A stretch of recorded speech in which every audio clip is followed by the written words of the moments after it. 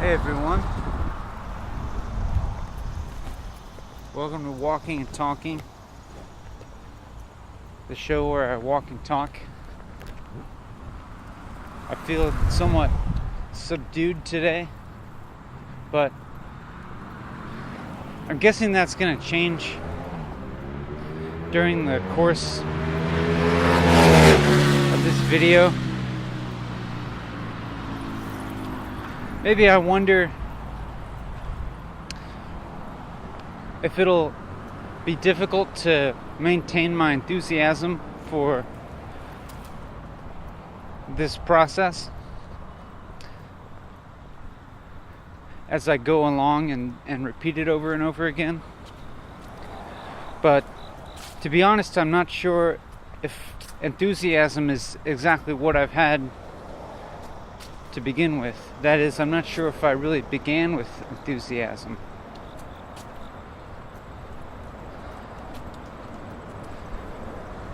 I think of it more in terms of just doing it, whether I'm enthusiastic about it or not.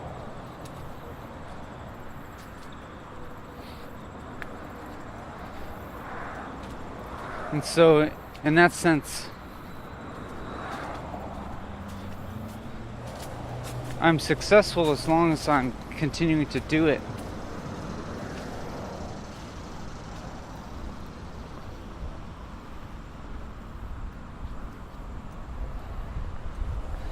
I feel a little subdued, but I think that'll change. I suspect that because before I left, I ate breakfast, and then after breakfast, I ate a few handfuls of cacao nibs. So I suspect that the stimulating properties of them will kick in at some point.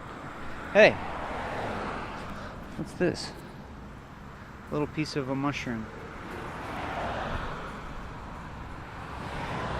Looks like a little chunk of a reishi mushroom.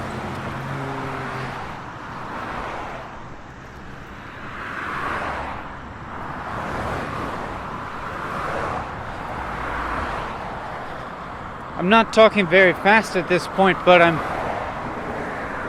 thinking that it may be good to kind of warm up to talking fast. Like maybe it's okay to have a little more space in between my words and sentences at the beginning and not force myself to really kick in a high gear until I've warmed up for a little bit. Warmed up my talking muscles.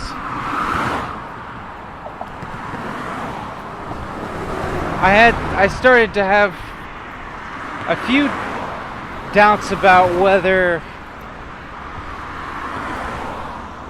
what I was saying was interesting, or I suspected that something I said when I said warming up my talking muscles, I think I thought maybe this is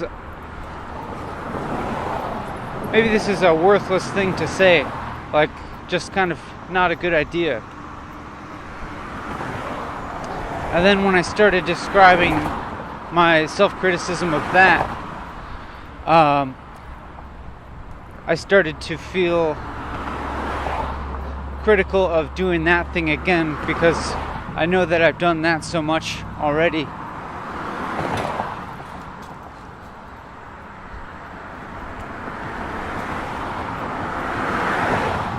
And I also had some judgments about the eloquence with which I was talking. I thought maybe I'm not forming the clearest sentences, or I'm wording them in a way that's kind of inelegant.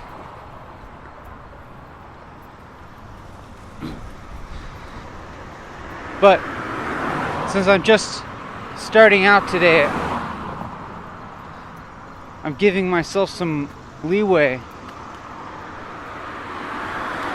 I don't know what that means really, to give myself leeway.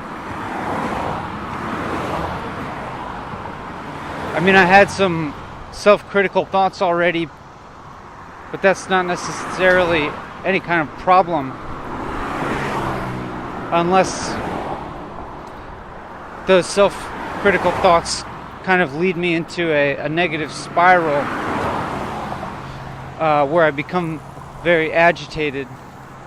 But I don't feel that way now, and so I might just try to let that go and not even really talk about it, because I almost think that talking about that possibility might make it more likely to happen.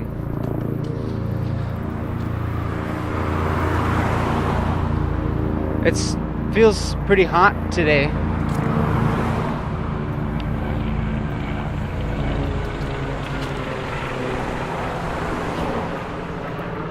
Maybe unseasonably hot, but it seems like the idea of unseasonable weather is not really surprising anymore. Like we should get more and more used to not really having seasonable weather as much.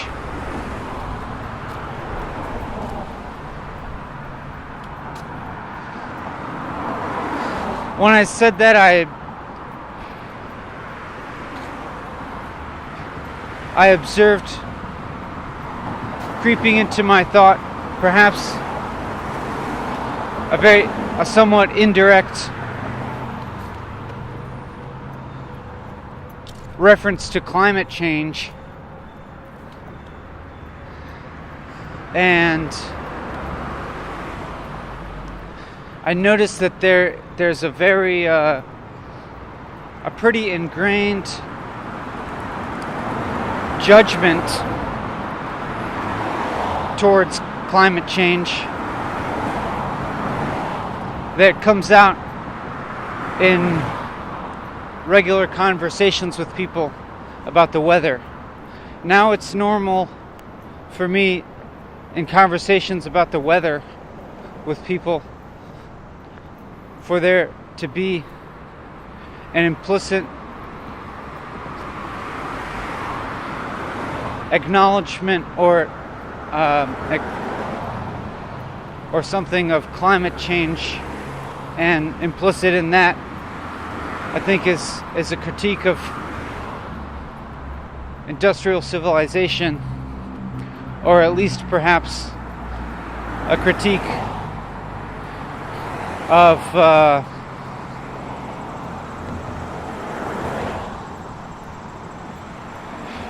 current governmental attitudes towards climate change and fossil fuel use and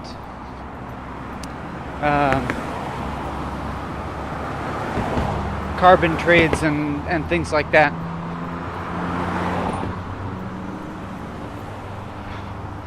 But I want to be aware of that, and to not let slip implicit judgments relating to climate change without being explicit about them. I think I would like to be explicit about them if I'm going to have them, and take full accountability for whatever feelings I might have in relation to climate change, and not to judge it as something that is objectively evil.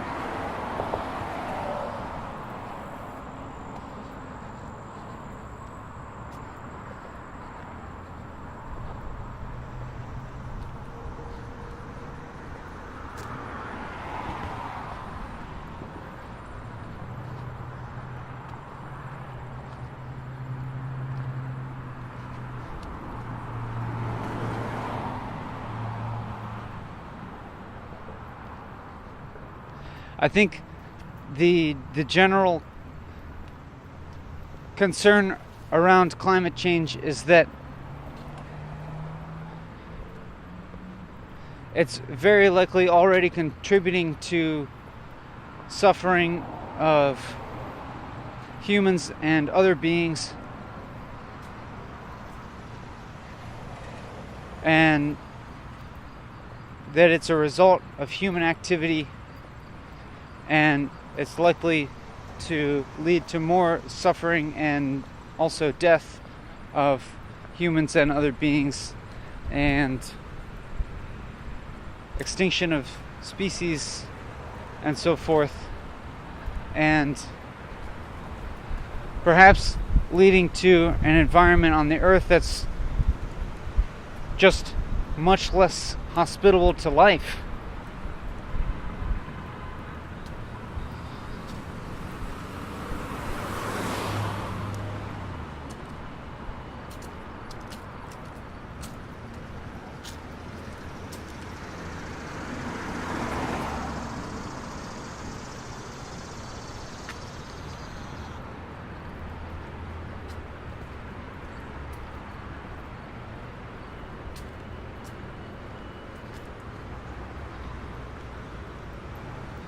I'm questioning in my head now,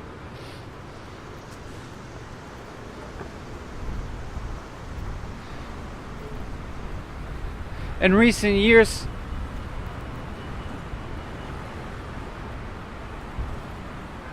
I'd come to develop some kind of position that doesn't see life, or at least biological life in the way that we know it, as an inherently good thing. And in fact, life in general, I've come to believe, at least intellectually, that it's not inherently more valuable than matter that's not alive.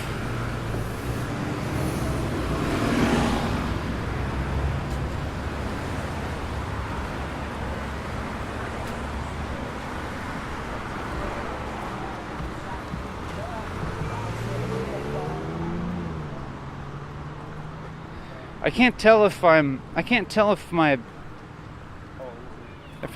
having some kind of brain fog right now. I can't tell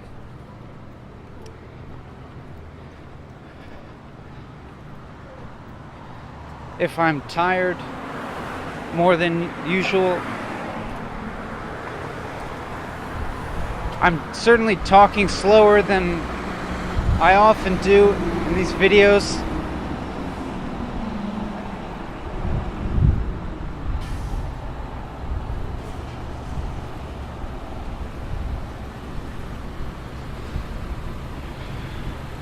I'm not sure if I might be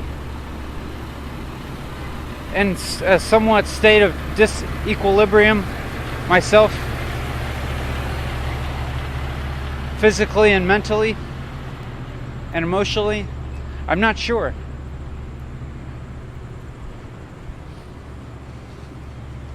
I'm thinking maybe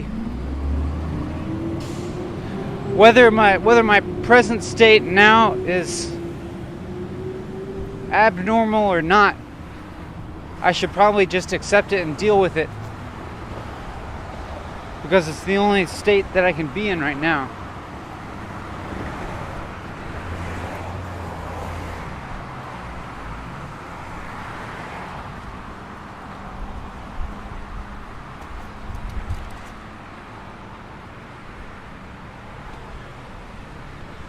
We're approaching a character that you may recognize from previous videos. Oh, not for a few more feet. Not for maybe another 60 feet or so. It's the reishi mushroom. It's not yet, I'm predicting it.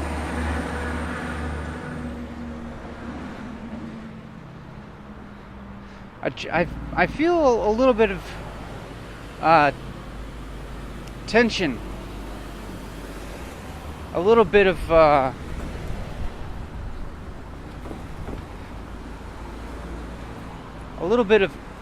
agitation or something. I'm not sure what it's about. Look at this. This is like a new fruiting body of the reishi mushroom. This thing wasn't even here before, and now it's like just popping right out there. And here's the old reishi mushroom that's dead, and here's that other one that we've seen so many times, and we saw it get maybe scratched up by a dog, and we saw it get poked with a twig, and now here it is in its prime, looking all voluptuous. And over here it has a little friend. But they're really just two fruiting bodies coming from the same organism.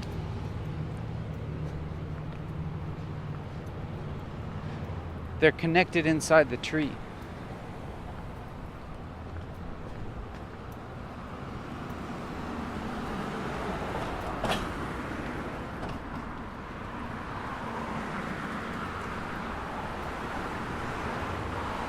I'm not sure if I'm mentally slow today or not. Maybe I should just put some more effort into picking up the pace of my talking a little bit, and then maybe I wouldn't worry about it so much.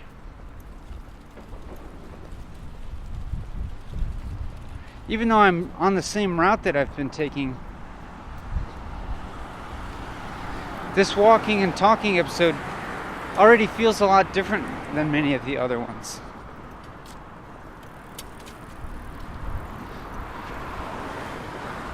Now this feeling of agitation,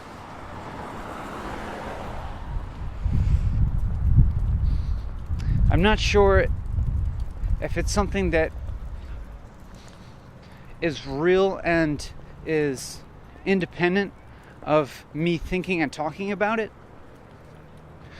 but I wonder also if me thinking and talking about it is contributing to its existence, if it's bringing it into existence. Because maybe I'm worrying that I'm in a mental state that is bad, and so then I worry about that, and it exacerbates that mental state. And it's interesting also that I use the word exacerbate, because that word in itself has a judgmental quality, in that it's usually used in reference to like a symptom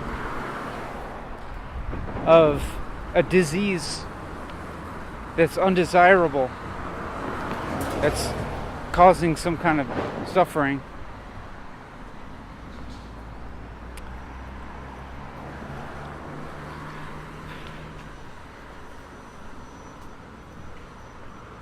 And I think I can maybe talk about suffering as a real thing that a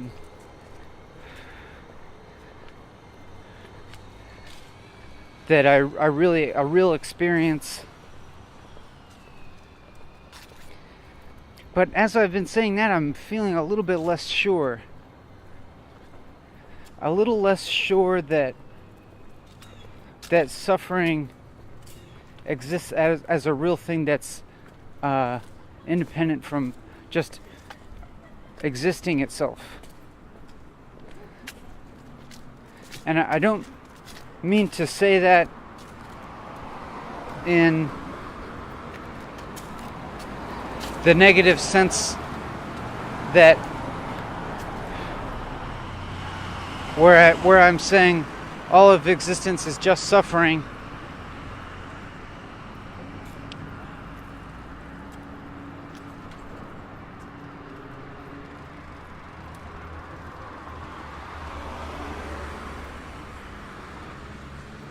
But maybe I'm saying it as in thinking about suffering as suffering. Maybe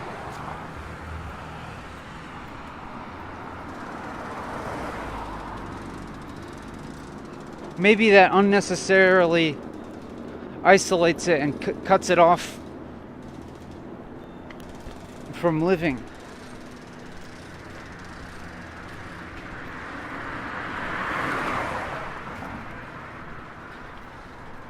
As in, maybe if I were able to experience suffering as just a normal, integrated aspect of living,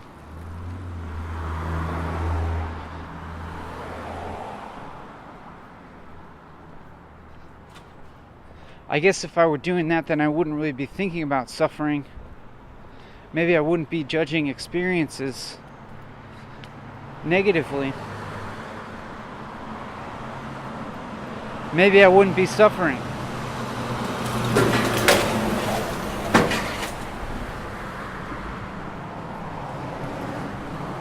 Well, I wouldn't be suffering per se.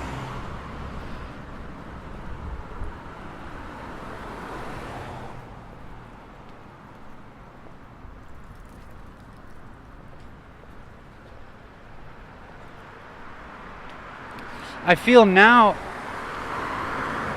that I'm not exactly worrying about my mental state.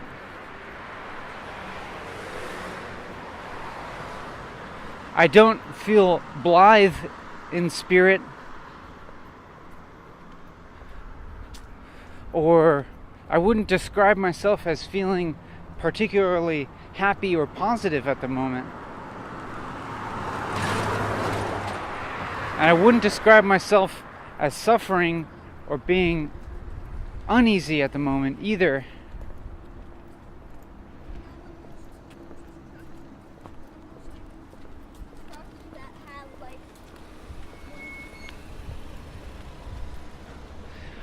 But I was a few minutes ago recognizing the possibility that a certain way of thinking could potentially be bringing into existence worry and a vicious cycle of anxiety.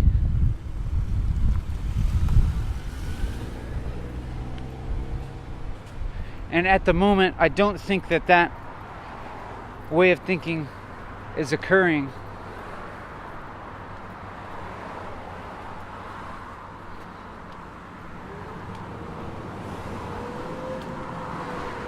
And so I suppose I feel like I'm experiencing this present experience free from worrying about my state of mind and not worrying about trying to maintain a certain emotional state.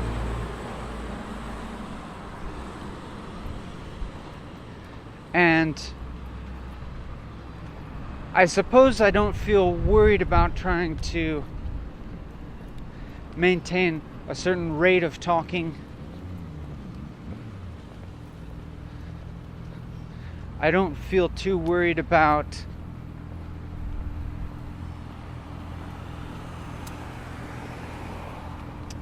maintaining a certain style of talking, like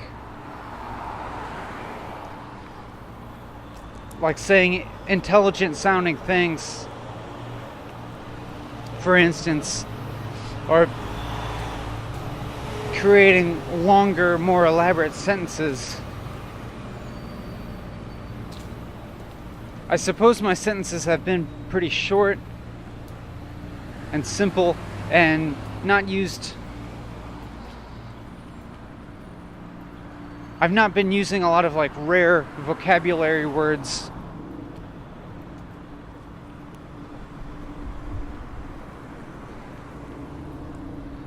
I could almost say that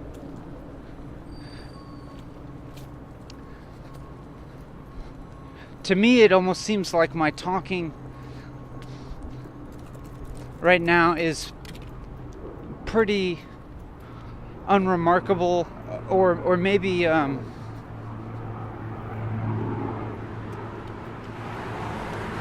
trying to think of the right word, like maybe like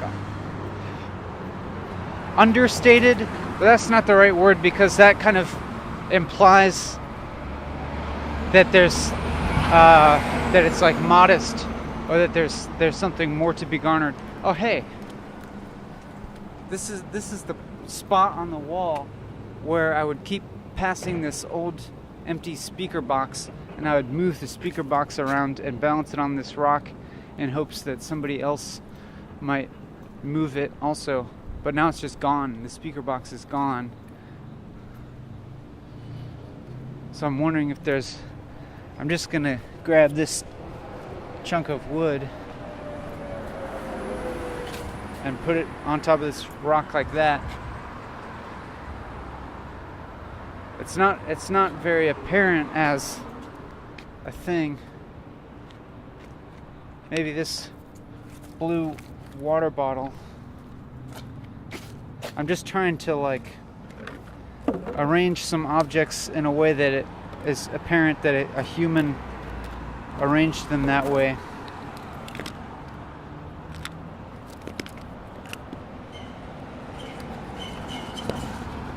With the hopes that someday somebody might encounter this and participate.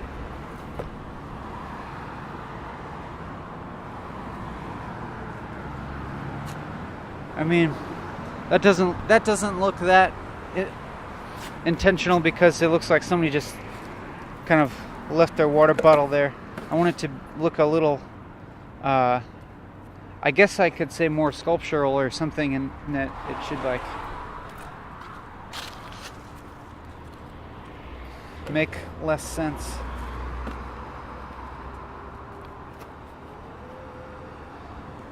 Or just be more apparently human altered.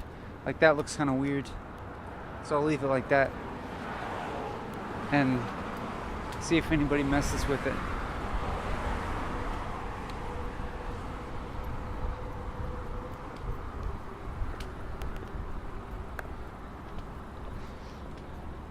Well, I was remarking about my own manner of speech at present,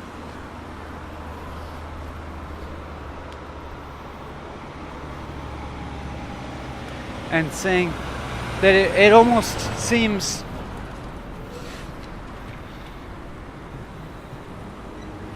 like it doesn't have a lot of characteristics, like it's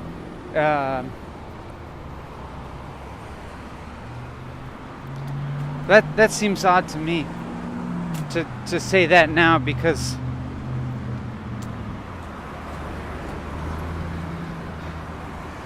I generally feel suspicious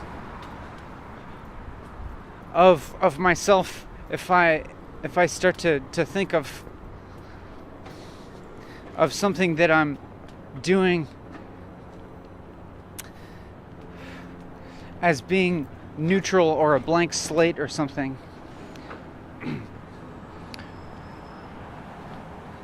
Because it seems it implies that what I'm expressing is like the norm or something, or the standard against which other things can be judged, which I'm suspicious of, because it ignores cultural relativism.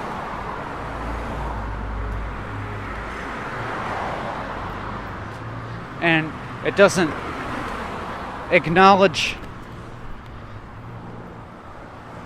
my perspective as being influenced by my own cultural conditioning and, upbringing and socioeconomic status and race and gender and all these other things.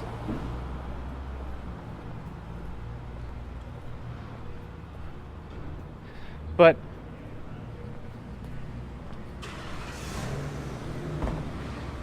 aside from that, I suppose I've just been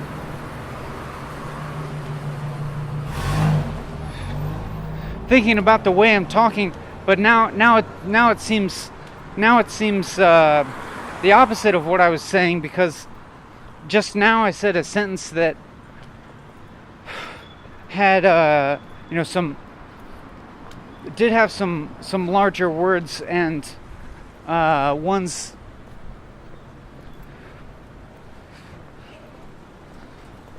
that like seem to connote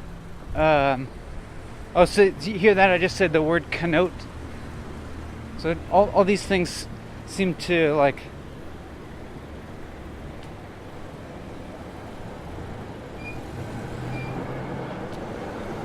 speak of a certain education, or maybe just a acculturation to a certain general, perhaps leftist socialization. See, even that.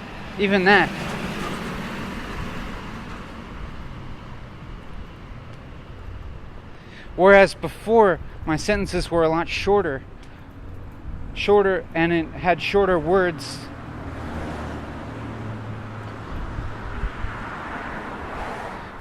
Kind of like now, these sentences have pretty short words and pretty simple words. There's no vocabulary words in these sentences that I think most English speakers wouldn't understand.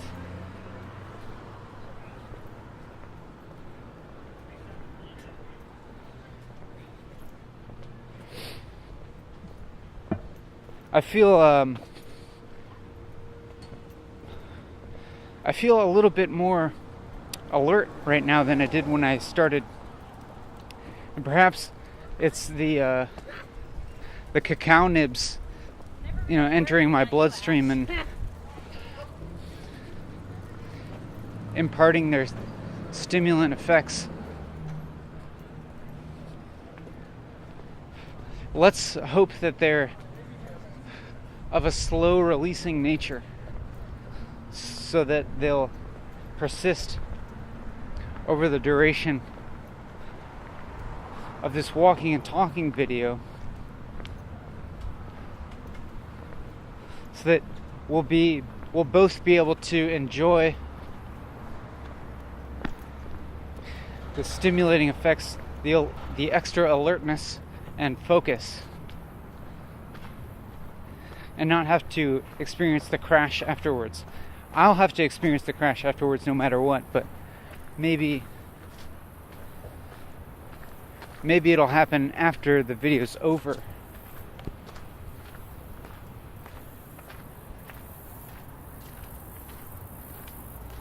I'm not sure what insect is making this sound, but it's really, I hope you can hear it in stereo.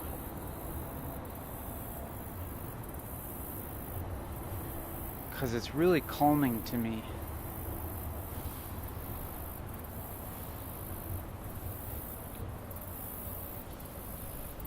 Do you see the geese?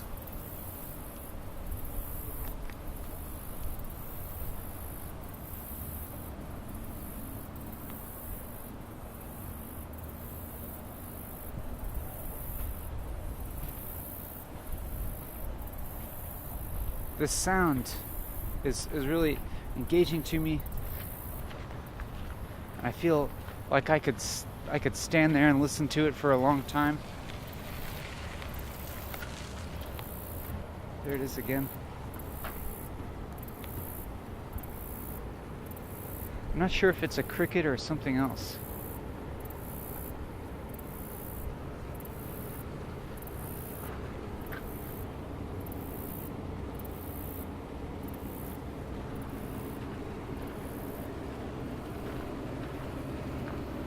At some point today I'll probably, oh hey, here's wild buckwheat, for real this time. It's got these three-sided seeds. It's really similar to the regular buckwheat that's cultivated, but it's more of a vine.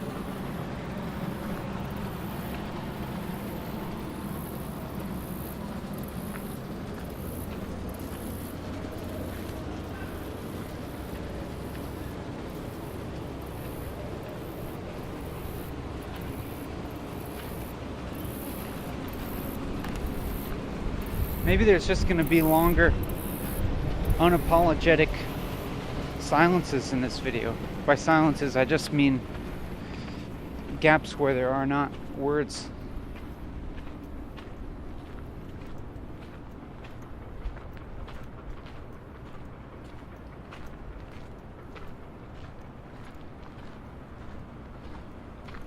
But I don't want that to take over. I definitely feel committed to continuing to talk. So I'm trying to reveal my whole thought process here. So I don't really want to have these long gaps, because what happens in the gaps is that thoughts flow through my head without me revealing them to you.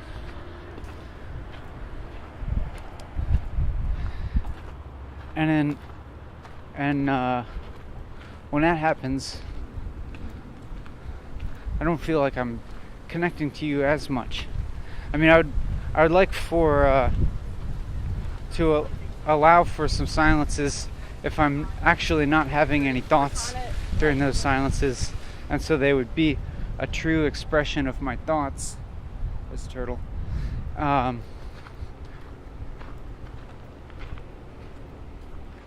But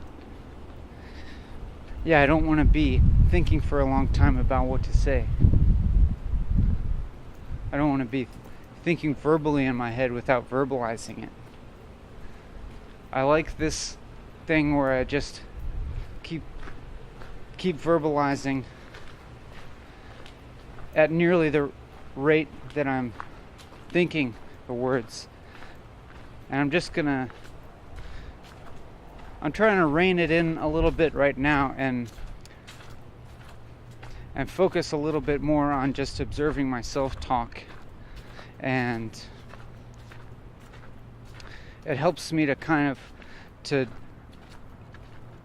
focus my eyes on the ground just a few feet ahead of me. So I'm just like looking right in front of me where I'm walking, and I'm pointing the camera a little bit above that point, because I know that if I point the camera at the ground, I think that the picture frame becomes a little bit claustrophobic for you.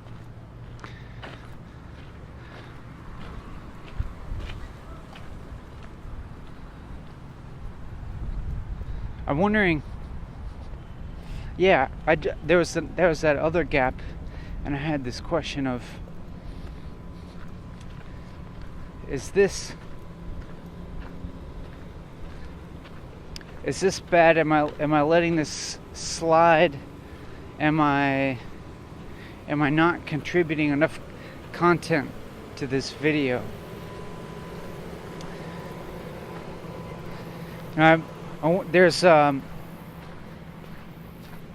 There's what seems like unlimited server space for videos to exist on YouTube.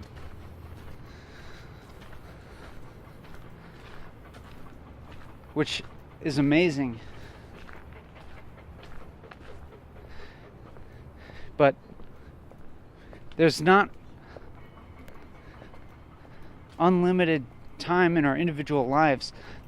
I feel strange saying that too. I feel strange saying that.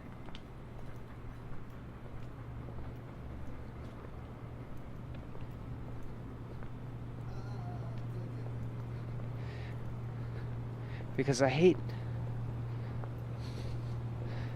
thinking about time as being this scarce resource. I mean, I think about it a lot. I don't know. I think about time as being valuable, and so I choose to not spend my time doing certain things, and I choose to spend my time doing other things like this. And sometimes I judge certain things that I do to be a waste of time, because maybe I perceive myself as spending my time that way more out of apathy or laziness than by intent.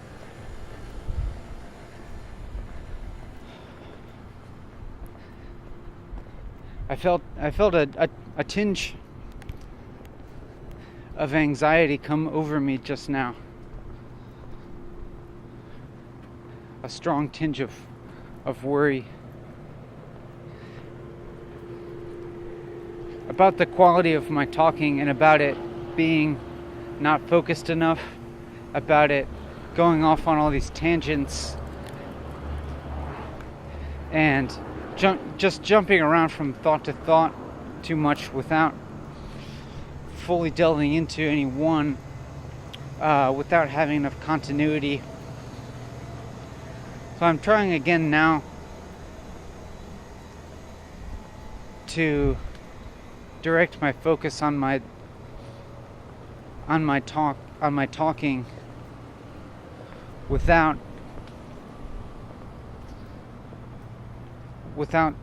jumping around from thought to thought too much, and just trying to let one thought lead to the next, I guess, while being aware of it or something. I don't really know what continuity means in this sense. Like, of course, thoughts are going to keep changing, and different thoughts are going to follow different thoughts. But I guess I want to be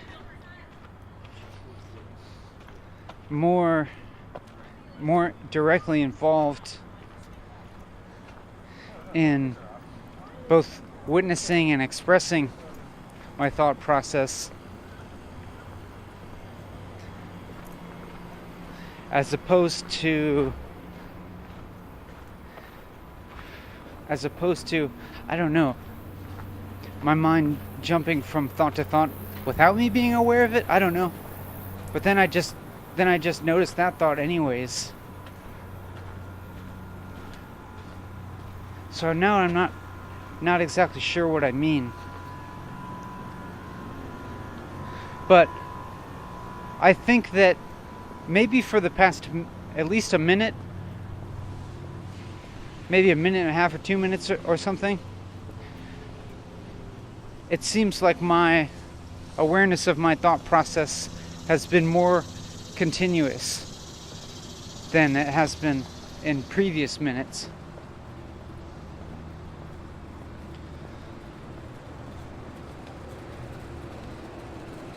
So I'm just trying to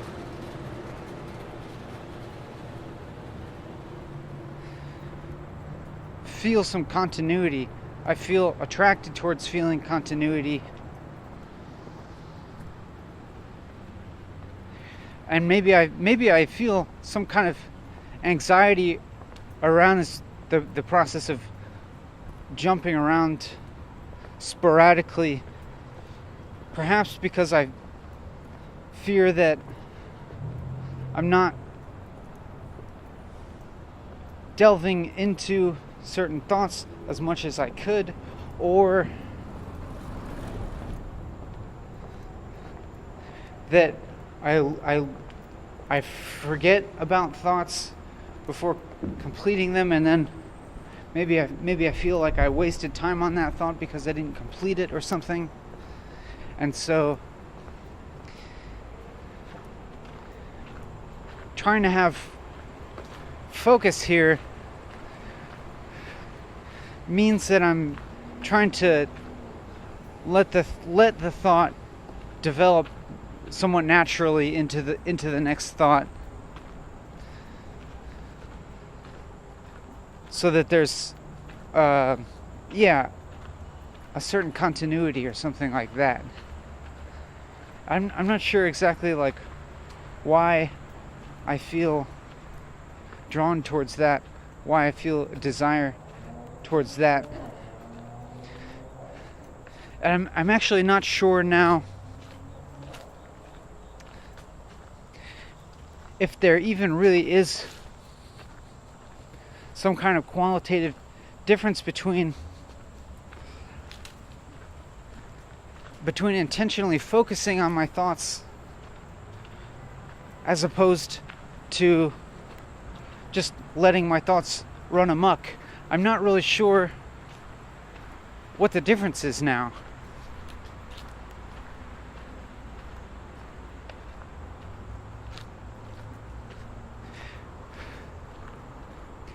It's almost as if maybe those are actually the same process. As in, if I actually did just not put an effort into directing my thought process in any way, or really focus on it, but just let my thoughts run amok, but continue to narrate them and express them as much as possible,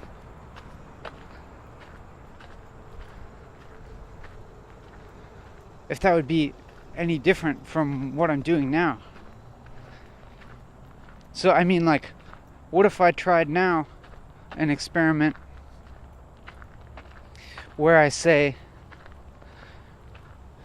I'm not gonna consciously attempt to have continuity in my thoughts.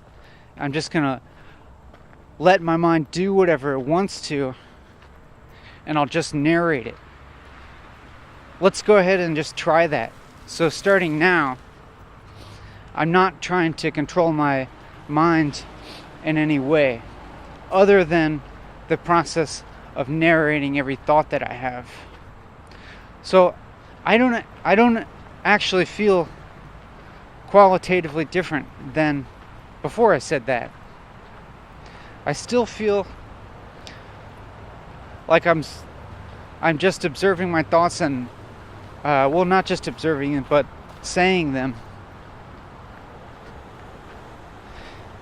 And the kind of quality of my own awareness like doesn't feel different from what I remember it feeling before.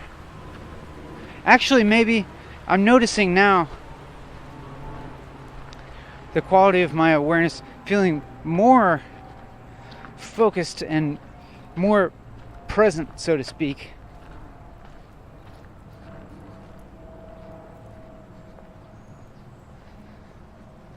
And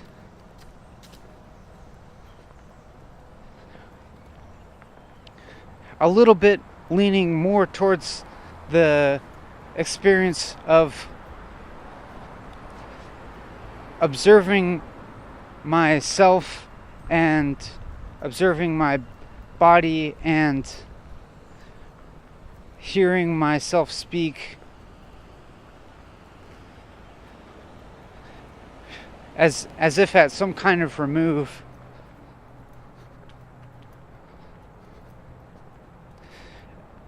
And I would say that this feels preferable in a sense to not walking and talking, to times when I'm maybe just at my house browsing the internet or something like that. Um, right now, I'm judging my present experience. I'm judging this present experience as being preferable to doing something like being in my house and browsing the internet.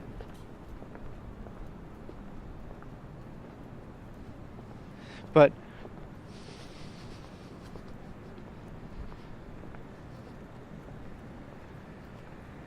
I also actually feel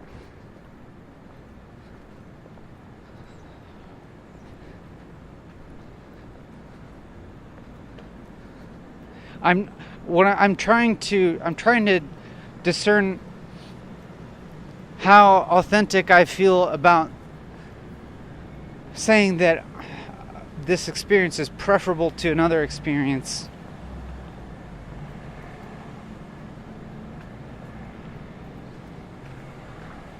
Because I feel like I may be on the edge of a certain kind of experience where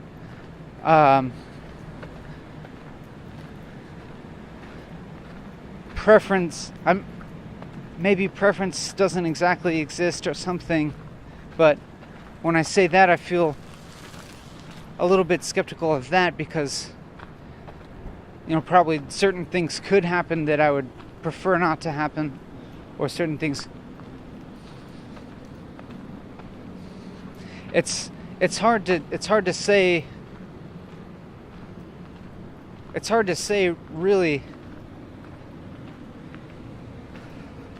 if I'm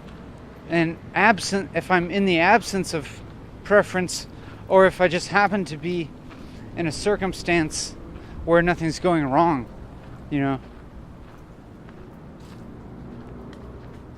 It's easy to say that I don't prefer anything at a time like now when I'm just walking on a pleasant day next to a river.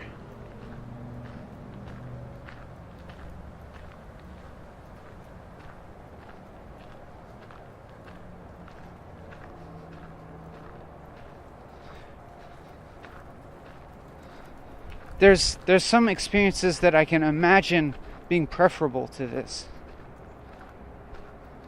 But when I imagine those experiences that I think of as preferable to this, then I feel unpleasant feelings. Mainly of sadness that I'm not having those experiences.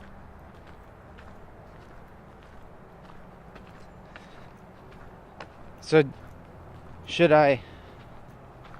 there's the question of whether I should stop this activity and go directly pursue those other experiences.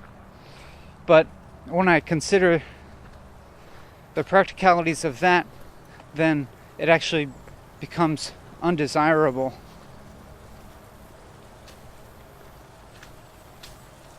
Like when I think about the specific ways in which I would pursue a different experience, if I were to directly pursue that experience, it feels undesirable because maybe it would feel kind of unnatural and wouldn't actually be the desirable experience that I'm imagining. So in terms of feeling good, it seems like it's more useful for me to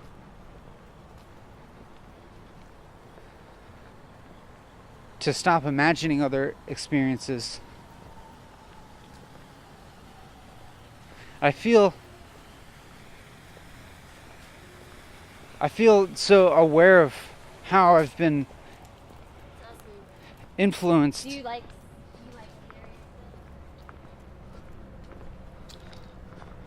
by the culture around me, especially when I use certain words to describe my experience. And I have this desire to create a kind of media that is not redundant with some other media that exists out there.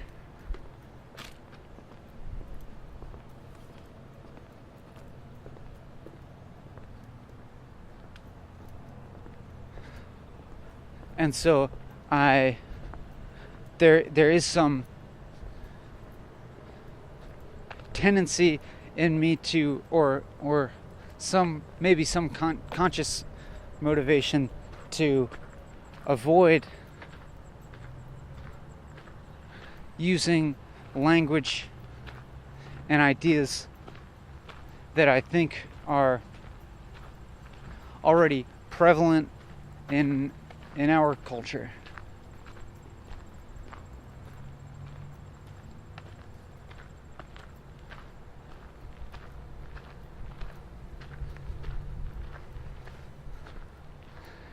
I don't mean, of course, not specifically the English language.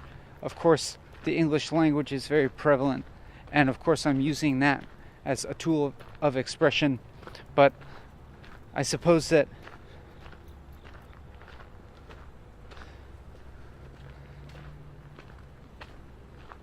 I'm interested in having this walking and talking be a kind of generative process that generates sorts of thoughts and ideas that are not already widely in existence, but at the same time, I don't actually have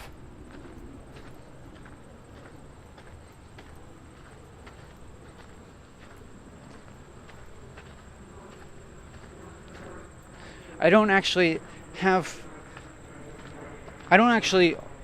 hold the specific ideas and thoughts that come out of this as having any inherent value in themselves.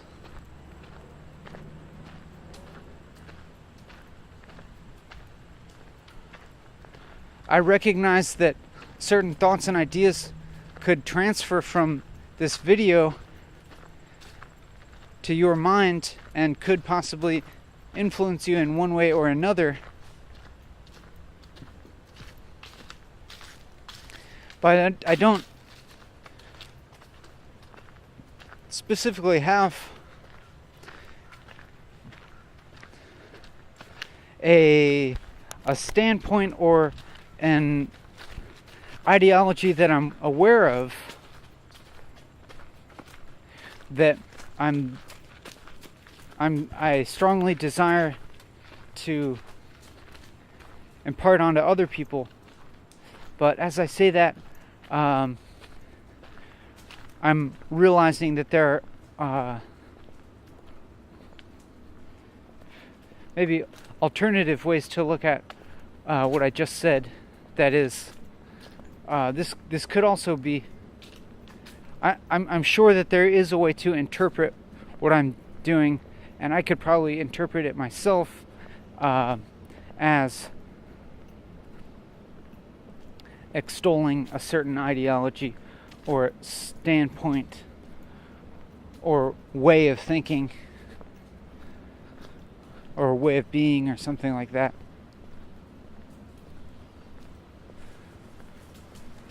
But I don't feel like it's especially important to do that, at least not right now.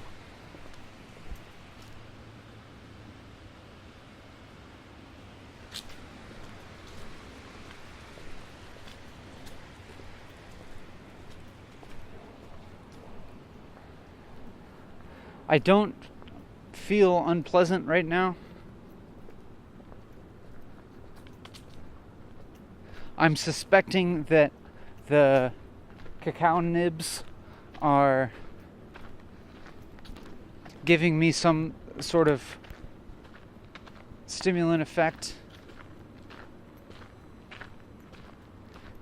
that I think is pretty mild when compared to the range of stimulating substances there are in the world.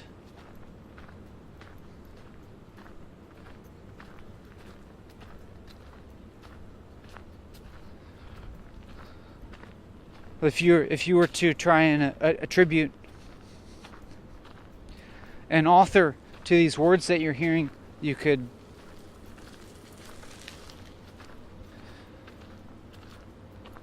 think of me as a person, but also a contribution from Cacao Nibs.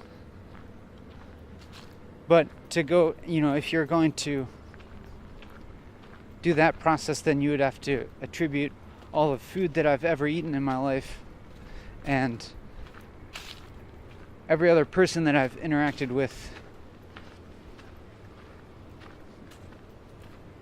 and every other idea I've been exposed to and so forth.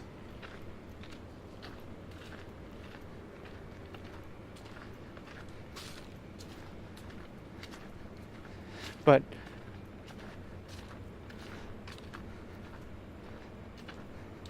it doesn't feel necessary or important.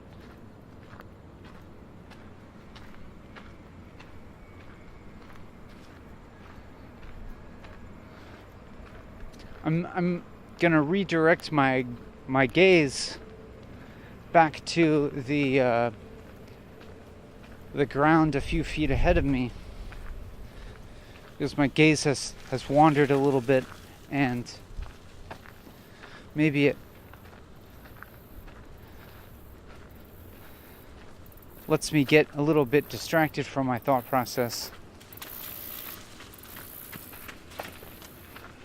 When I said the words distracted from my thought process,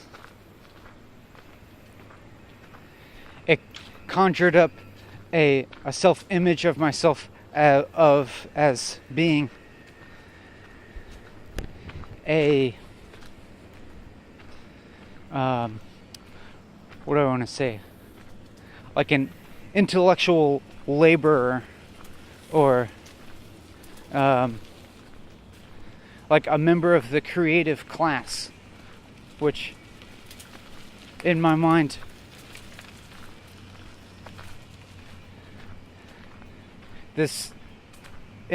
would of this like kind of archetype that I'm thinking in my mind would include people like graphic designers and like marketing people.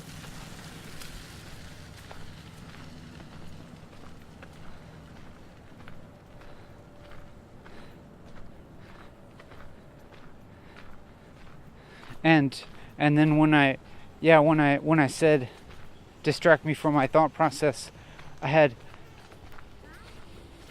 felt self-conscious of perhaps portraying that image of myself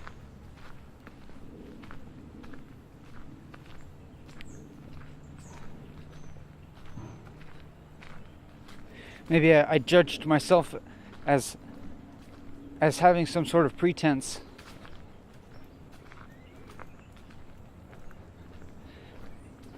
of producing something of value. But when I say that, I also don't want to imply that I have some kind of stance of producing things that are of no value.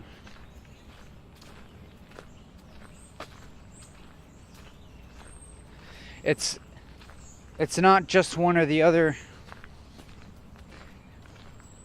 It's more that even that I feel like that dichotomy is problematic. And now I feel self-conscious again of things that I'm saying and my vocabulary.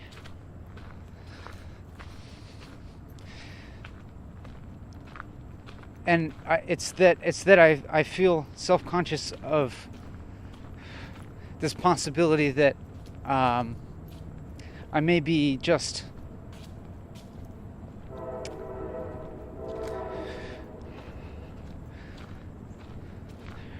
regurgitating certain buzzwords that are prevalent in media around me, or also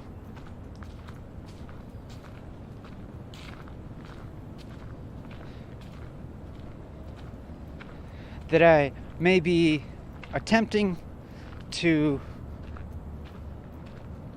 generate a certain kind of capital for myself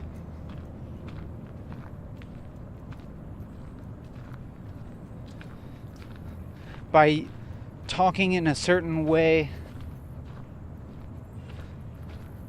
that would help me to gain acceptance among certain circles of people.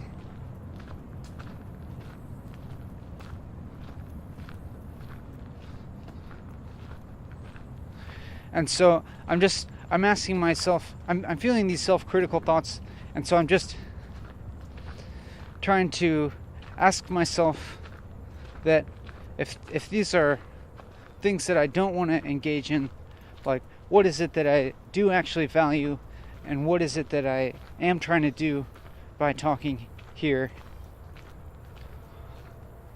And I think it could be said that I'm valuing authenticity,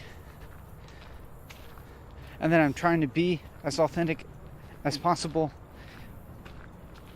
And so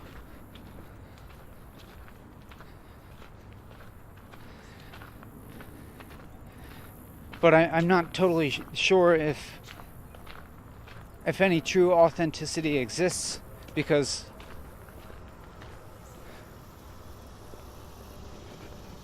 of course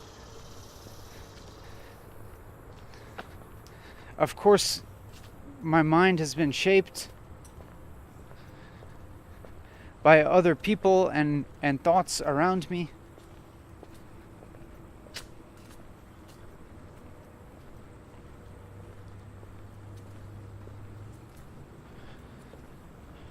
I can't really point to myself as being the origin of anything, but just another mind where things mix. Things mix, and then they come out in their mixed state.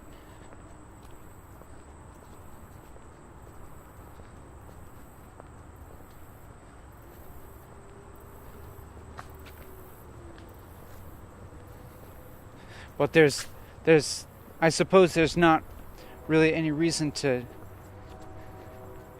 feel anxiety around that. But maybe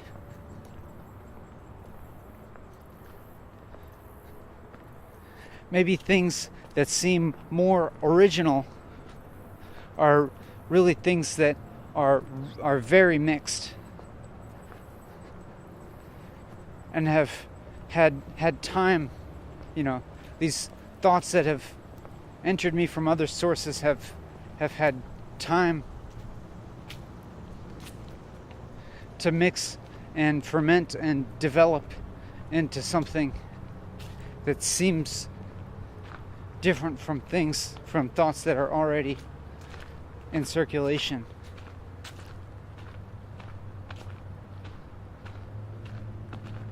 I have the idea right now that maybe for thoughts to really develop and mix into something that's significantly different from the ones already in circulation, maybe it requires a certain time period of not expressing those thoughts, of keeping them internal.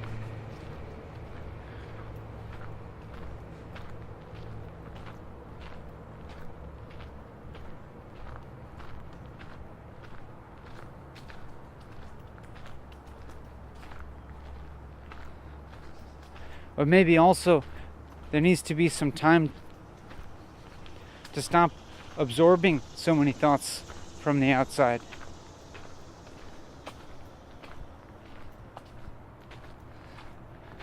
When I said the outside, then I had another twinge of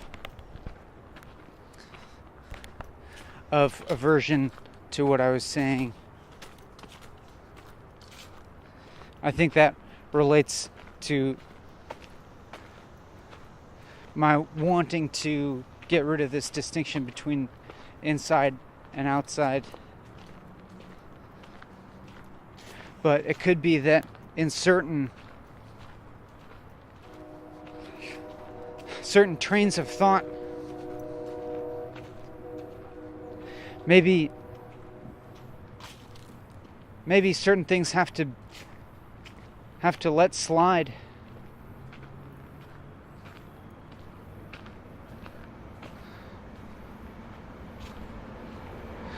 in order to let another thought exist.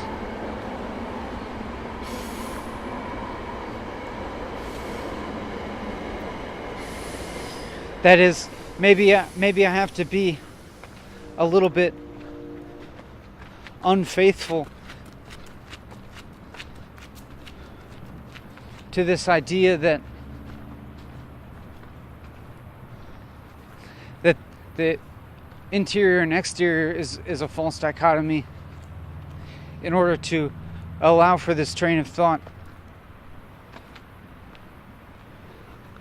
about giving a mixture of thoughts time to mix and develop and ferment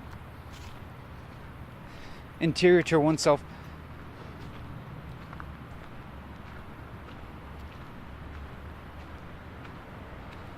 I feel dumb is what I just thought.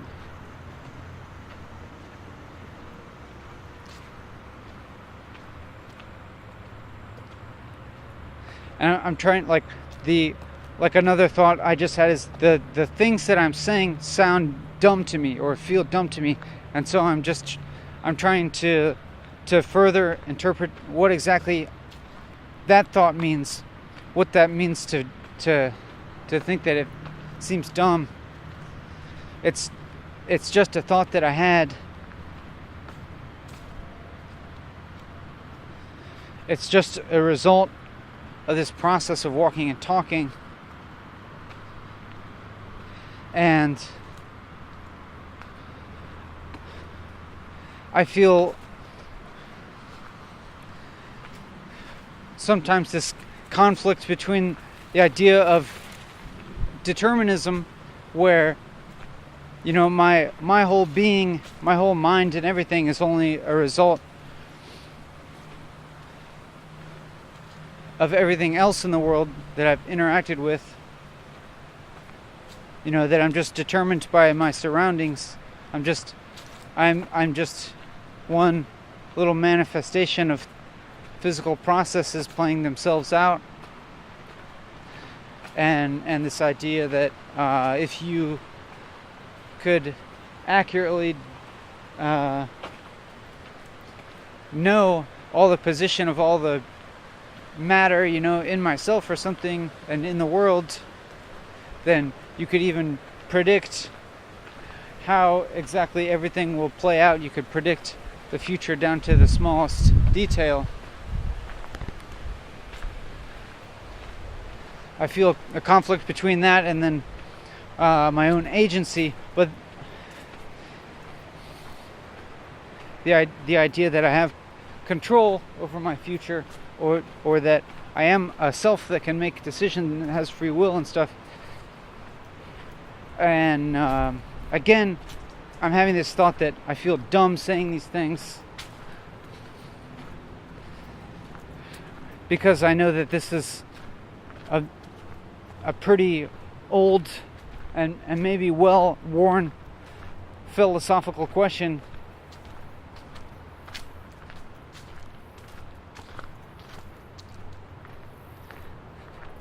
And so, of course, I have this desire to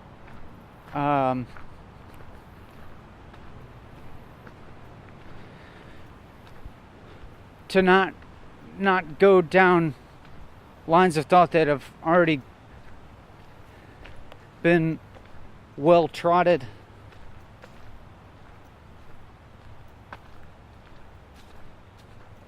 And maybe they've been explicated in much more thoroughly by other people in the past.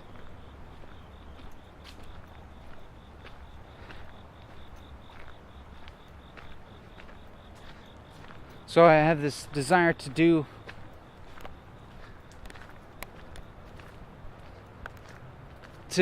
contribute a kind of content that is different.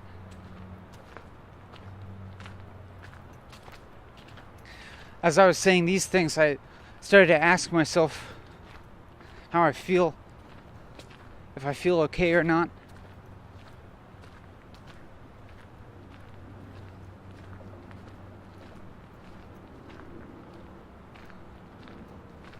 I'm wondering now if I ever actually truly feel completely okay.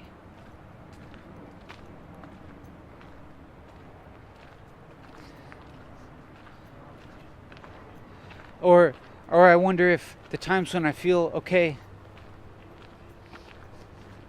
are just times when I'm distracted from actually knowing or actually asking.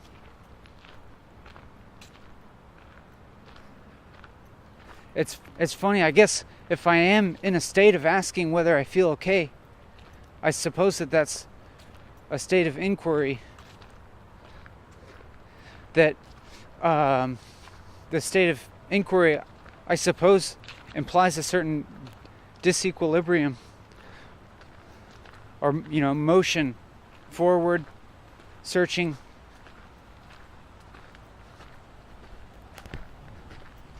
I wonder if I ever ask myself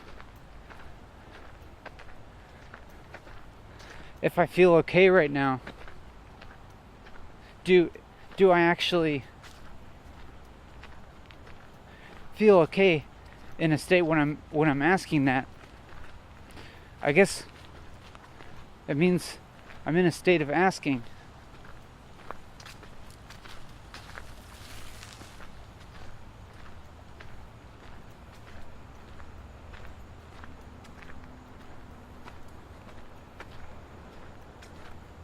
Could I actually feel okay and at the same time be completely aware of feeling okay? I don't know, when I say that, it seems plausible.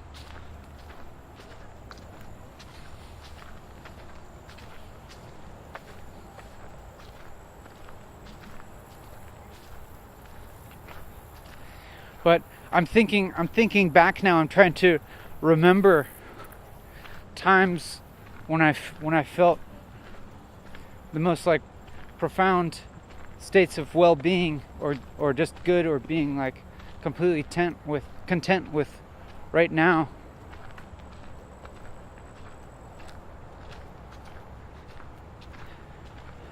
And I'm not totally sure if that ever really existed for real.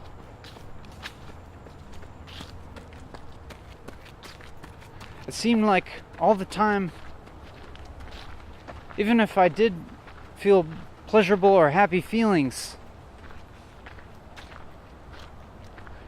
that I'm aware of that they're gonna go away.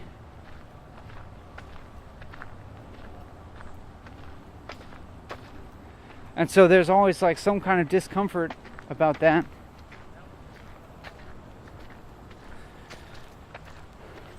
I guess maybe I'm remembering one point in my life when I felt like one moment when I felt like I knew, where I felt good and I felt happy, and I knew that that state was going to go away in the future, and that in the future I would feel bad.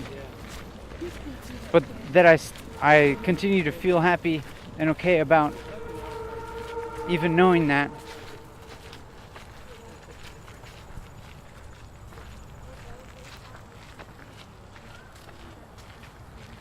Right now, I kind of feel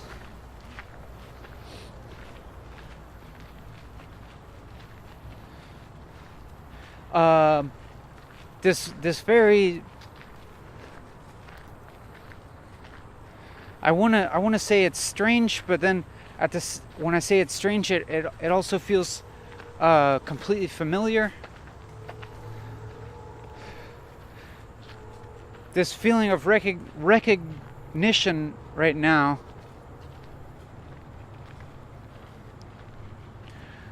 that things will always be kind of like this.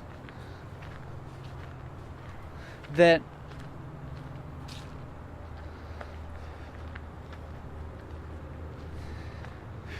I'm not gonna be in any kind of state of like perfect stasis.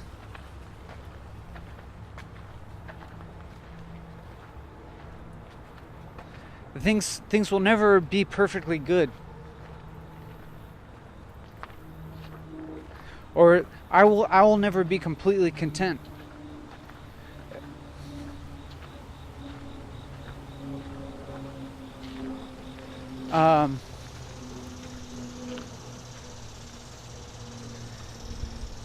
It's like I'm experiencing my current state of being right now, and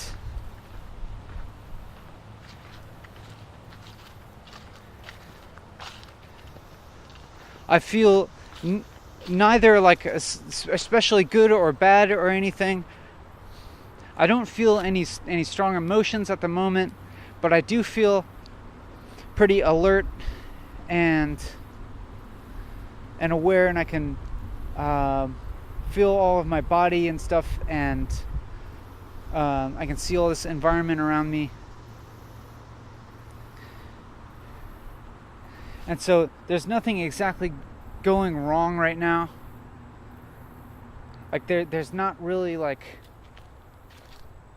I don't think that there's not exactly like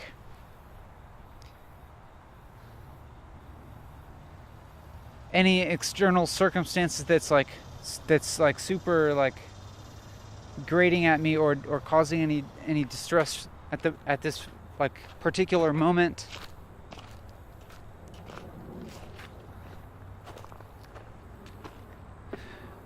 And so in one kind of sense, I feel like I'm in a certain kind of equilibrium right now, but it's also in a state of movement.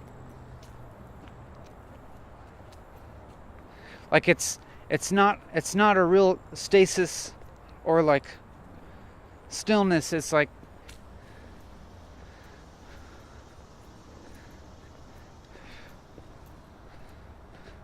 actually I'm having difficulty putting it into words.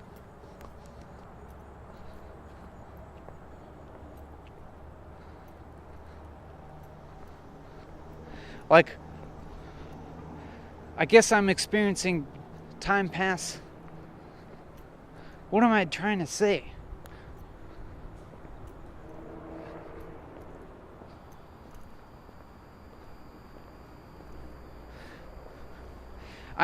I guess I'm saying that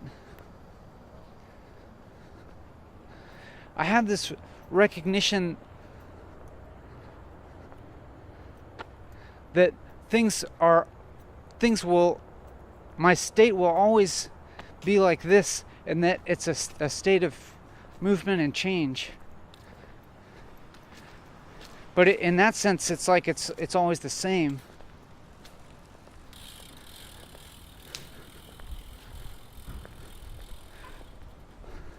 It's as if things will always be the same, in the sense that things will always be changing. So it's like the idea of stasis and flux are joined together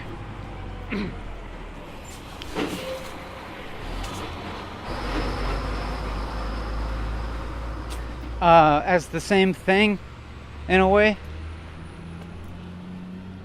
or to try and word it differently, like equilibrium and disequilibrium.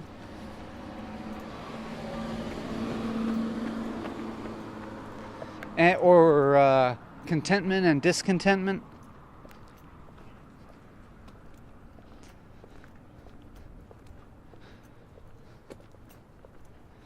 And as cliche and worn out as it sounds,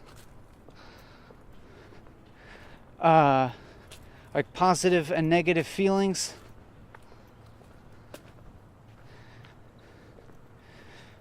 to me, it's like I'm seeing them very clearly at this moment as being basically the same thing.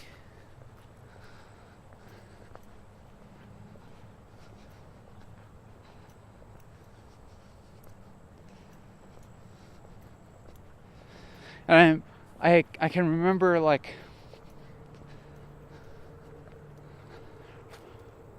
I can remember this state of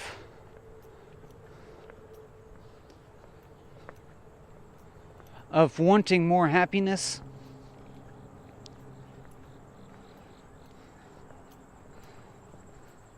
and especially observing other people and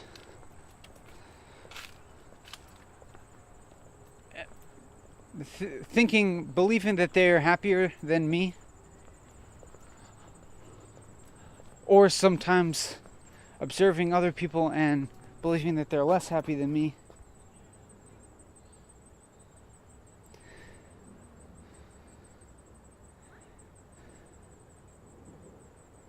And now I feel I'm not sure if it's totally true or not. And I don't feel totally confident about what happiness is.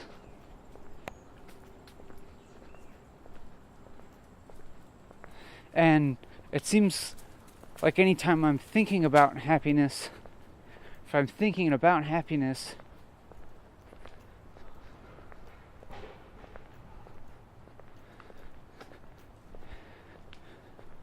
then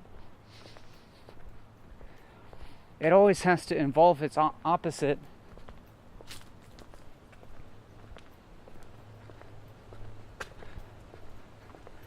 Like if I'm going to attempt to pursue happiness,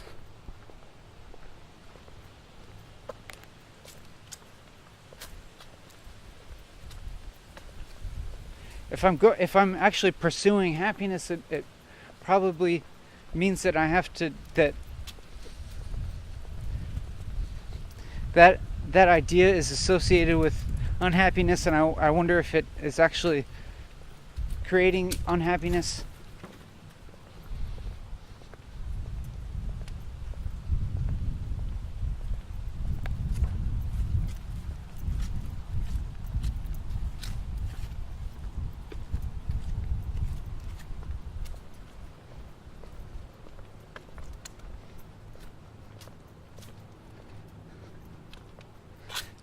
I think that I'm talking about things that are,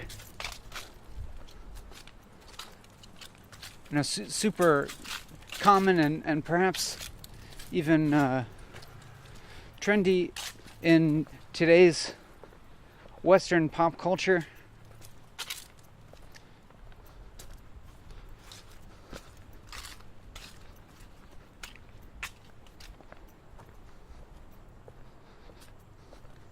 But I guess I'm talking about them because I had this experience of seeing them as being some kind of truth, I suppose, and it seeming like a more or less experiential truth or something a moment ago. But I feel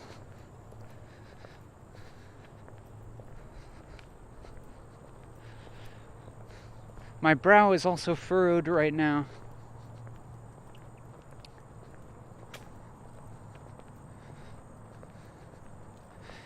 And I'm having, I guess I'll just say what I thought was that this thinking process is getting me nowhere, which is true. Yeah.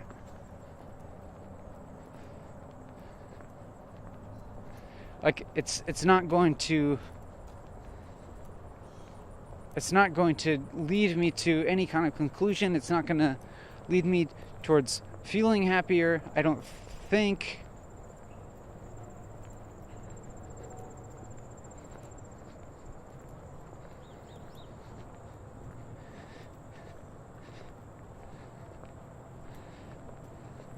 I'm not sure.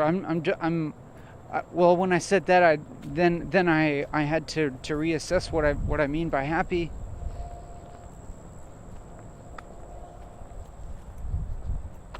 Certainly, I don't think it's going to lead me towards any kind of state of stasis, or, I'm never going to finish thinking.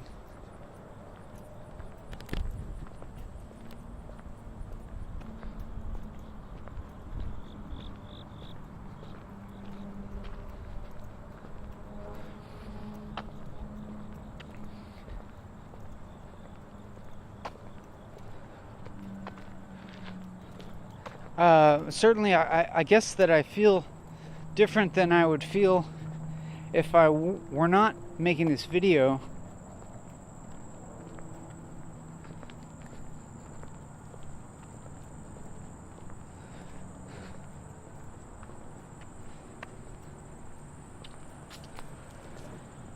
But that just kind of requires me like imagining other things that I could theoretically be doing right now. I guess I feel somewhat aimless right now. In my thoughts, I don't see anything that I should be trying to think about or talk about, but I am gonna do the thing again where I just rein in my eyesight. But first, I'm gonna shake out my shoe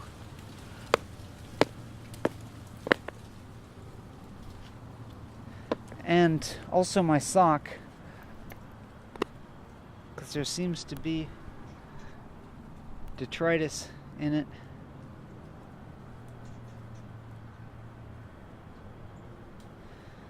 And then I'm gonna keep walking and talking with my eyes trained on the ground in front of me, which I think helps me to perhaps focus on my train of thought in a way that leads to less distress. But actually, when I said that last sentence, I felt a kind of awareness that was that didn't have distress in it, and it's as if when I said that thought, I was acknowledging a form of suffering that I perceived in the previous moments, previous few minutes, but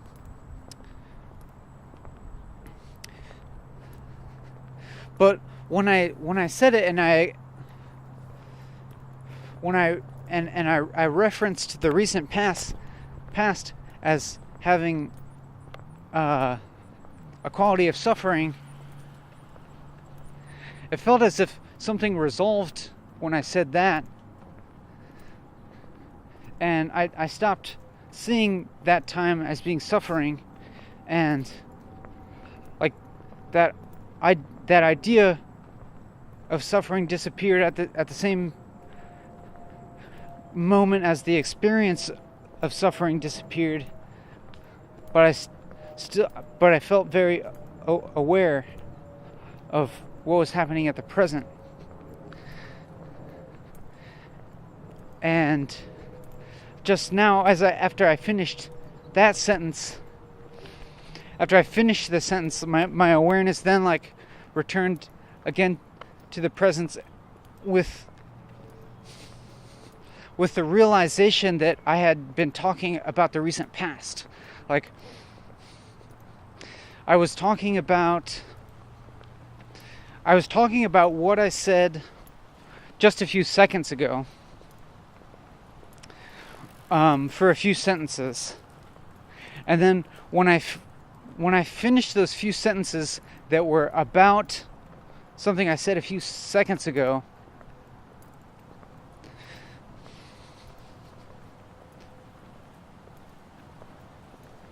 it was interesting to notice the shift of consciousness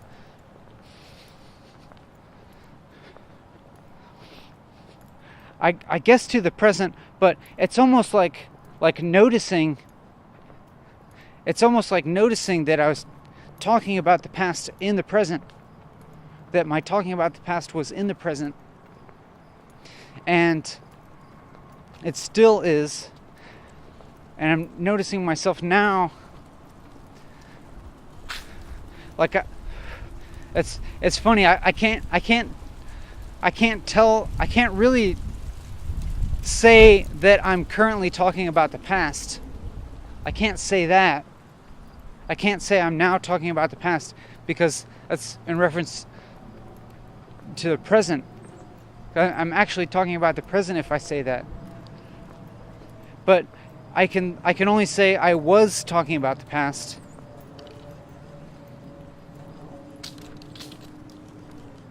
Because that's a true statement. I can say I was talking about the past, or I did talk about. Wait.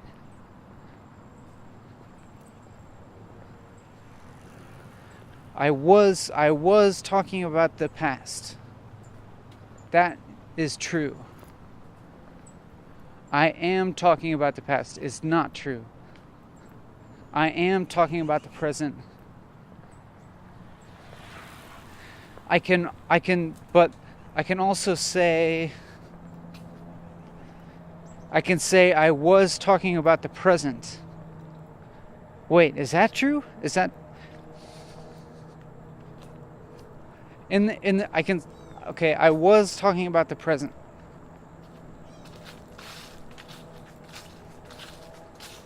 That's true if I consider if it's like a past present. Because I can say in that sense it would mean the present as in what was the present then.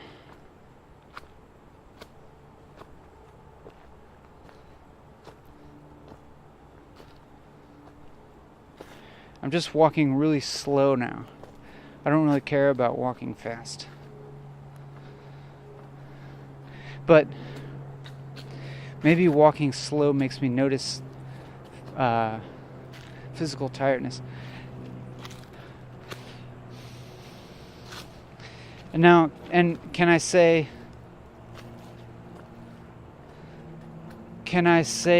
I will be talking about the present?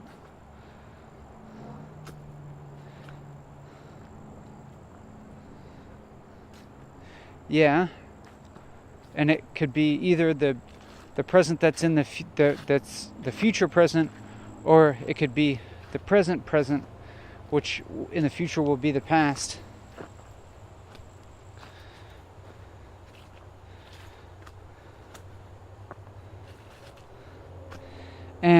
But I can't really say I am talking about the future.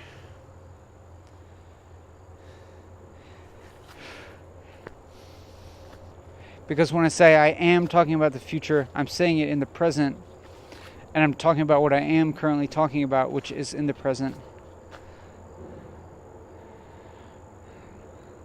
But I could, in a less strict sense, I could say I am talking about the future if what I'm talking about when I say I am talking includes a recent past actually, but not the current sentence that I'm saying it in.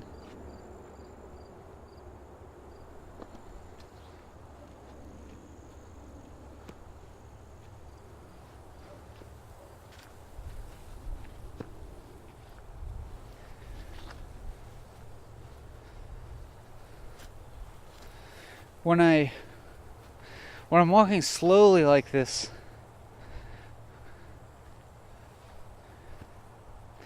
I'm feeling like the weight of my body.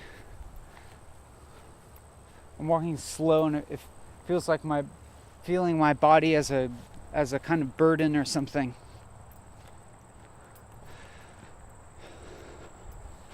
If I start to walk faster, though,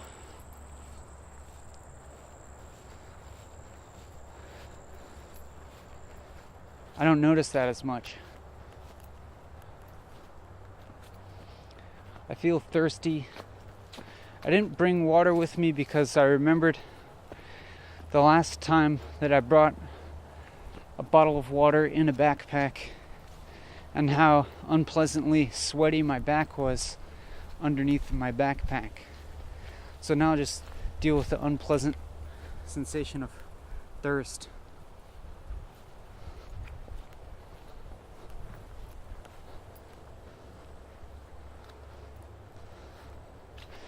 I thought about my occasional practice of pointing out wild edible plants and how maybe I should allow it to happen more often. But then I was like, maybe I should only do it if it really occurs naturally, as opposed to willing it to happen. But what's actually the difference between something happening naturally and willing it to happen? Because isn't will natural anyways? Isn't the thing that I think of as my own agency also natural? Anyways, here's a mullein. This plant that's really woolly feeling. Some people call it lamb's ear. It's woolly and makes great toilet paper, but also some people make tea out of it, which is kind of mucilaginous, which is good for a sore throat or a cough. And some people smoke it. They dry it out and smoke it. Not for any kind of like psychological effect or anything, but maybe some of the throat soothing effects maybe come from the smoke. I don't know. Seems like smoke would not be good for a sore throat. But anyhow, this big brown stalk is a dead stalk from mullein. From first it has that basal rosette, as they say, when it just has a circle of leaves close to the ground, and then later in its life it sends up that seed stalk.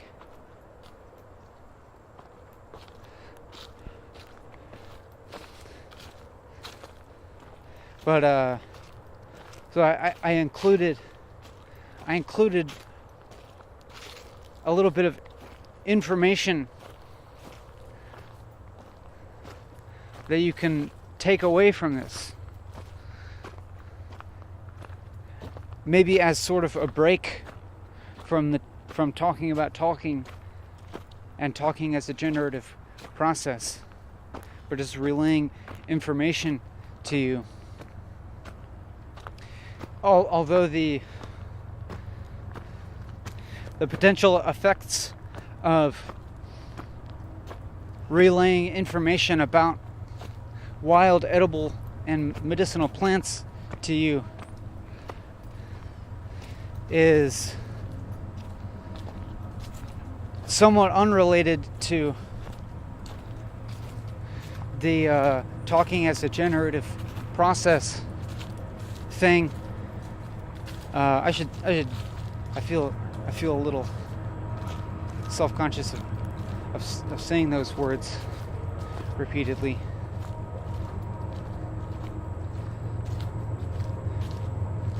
But it was brought to my attention that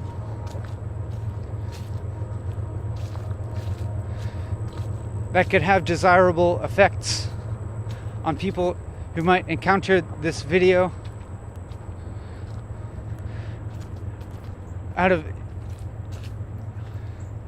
not with a prior interest in wild plants, but perhaps developing one from exposure through this video.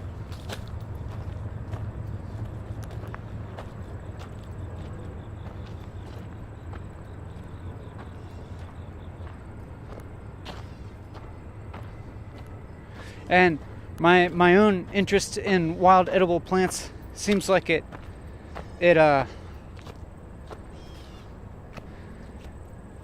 developed out of a really natural curiosity after being exposed to this possibility that there's food all around you.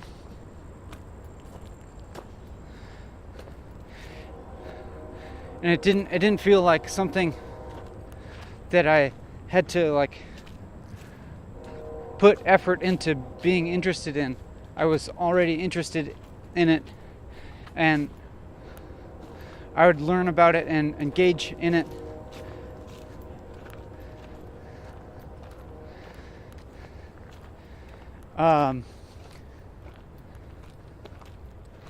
Just naturally, even when I thought that I should be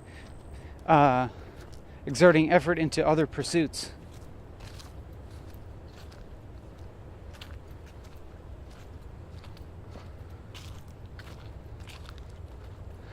But now I feel strange talking about my own history.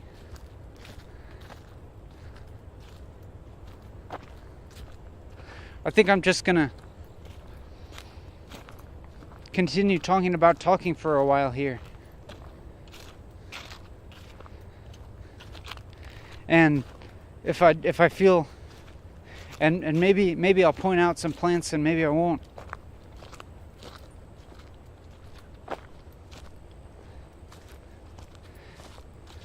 Maybe now that I feel a certain consciousness of the potential value to viewers of pointing out plants, maybe somehow I'm less inclined to do it. I don't know, I just noticed how red and orange this leaf is.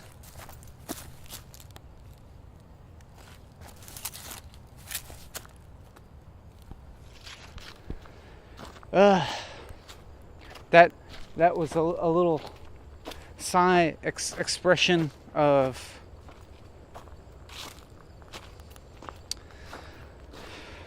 some sort of feeling of tiredness with myself, but wasn't necessary. Like even when I was doing it, when I was in the midst of sighing, like or that wasn't quite how I did it. It was like more like that. There's another mullen. It was yeah, when I was like in the middle of that sigh, I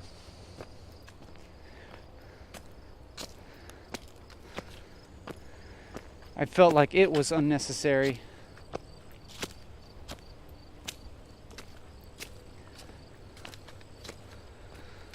I'm walking uphill, feeling my body as a kind of burden.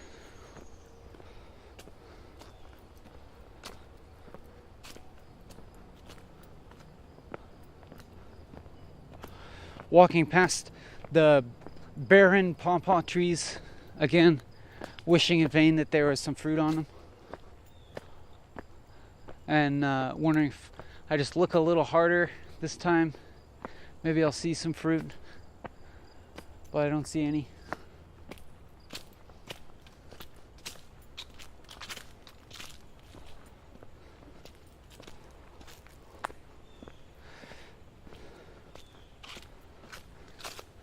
I feel really aware of foraging knowledge as being a kind of cultural capital. Maybe aware of a tendency in myself to sometimes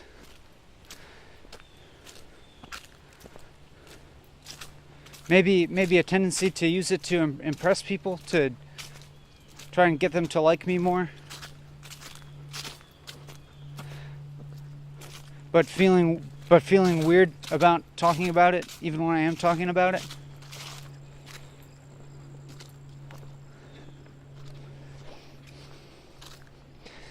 I'm walking in this environment, this wooded area that I've walked a few times in the past and felt very engaged by these surroundings, but that's not really happening this time.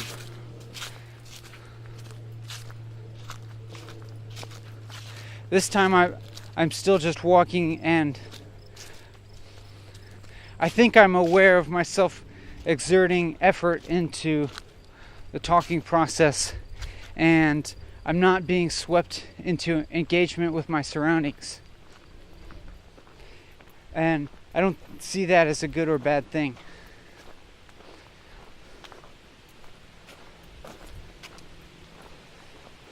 Thinking, I started to begin to assess the quality of this video,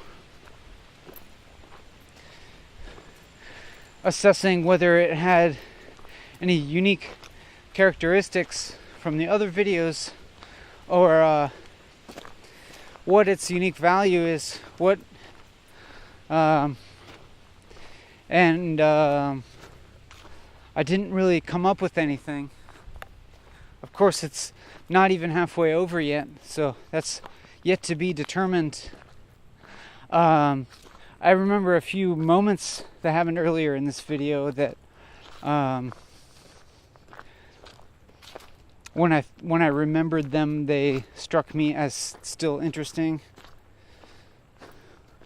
but not so much right now. But when I said not so much right now, once again, I felt more aware of the present moment. But every time I say that, especially in those words, being aware of the present moment, every time I say those words, I feel pretty self-critical I feel suspicious of myself merely spouting off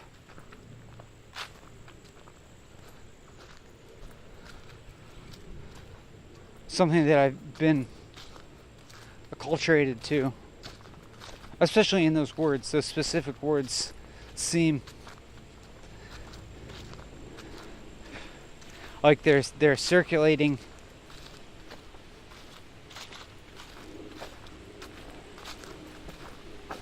in our culture. And so I just kind of naturally feel suspicious of them. But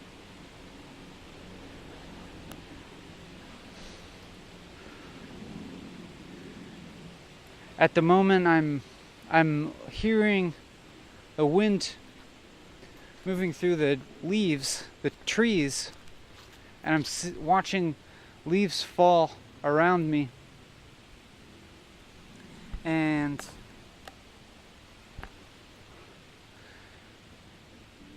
kind of broadening the window of my visual attention. You know, sometimes I might be focusing on just the center of my eyesight, and then sometimes I'll try and just take in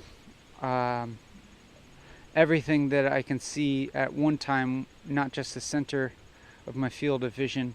Yeah, try and take in my whole field of vision, which I illustrated a few seconds ago by zooming out the camera, for if that has any kind of, if that can invoke that kind of shifting of awareness of your field of vision. I'm not sure.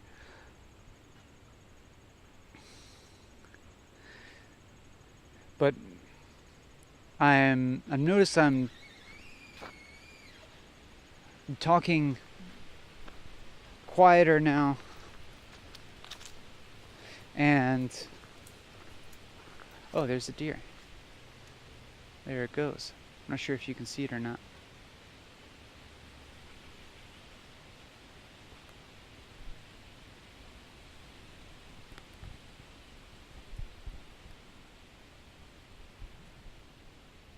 I think now I may actually be calming down. Is that the deer? There's the deer over there. I can only see its head moving around.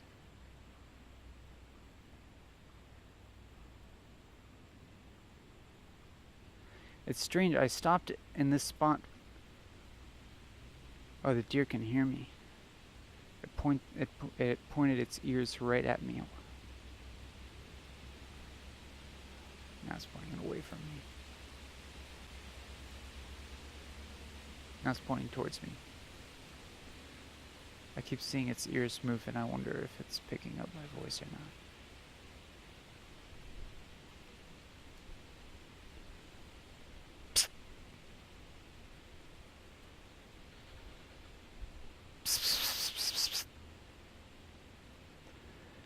It's looking right at us.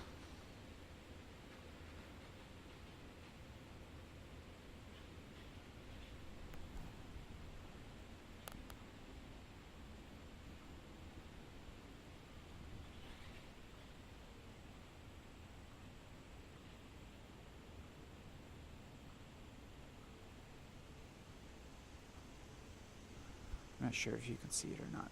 I can only see the top of its head and its ears. It moved its ear. I shifted my body position. It kind of bobbed its head a little. There's sounds of trees creaking against each other. Deer's looking away. Psst. Psst. When I did the louder psst, it looked back at me. There's what? A fawn just got out. Did you see that? What the fuck? There was a fawn lying right in the middle of my field of vision the whole time without me even noticing, and it just stood up. It's like both of us, we were looking right at a fawn lying down in the grass for a long ass time without even seeing it, and it just stood up.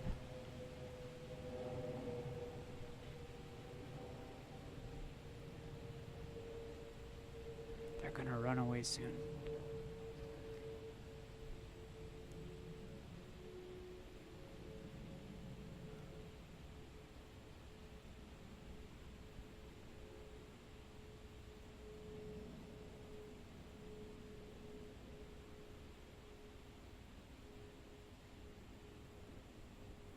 When I look at the video camera, I don't even see them.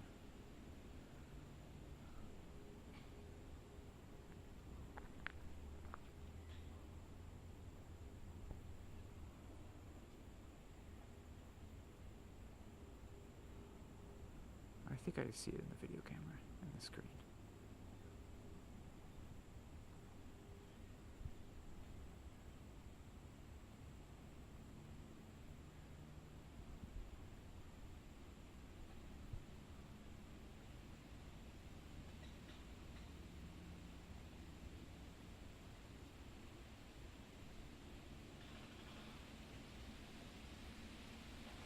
Yeah, they're in the frame. They're in the middle there. It's very small for me to see.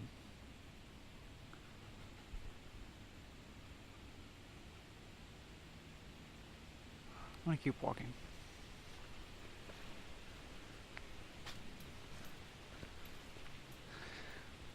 I'm just gonna try and continue talking here without even trying to remember what I was talking about before, and just see what comes out. I feel calm in the sense I feel like someone who just released some kind of tension a little bit. Like I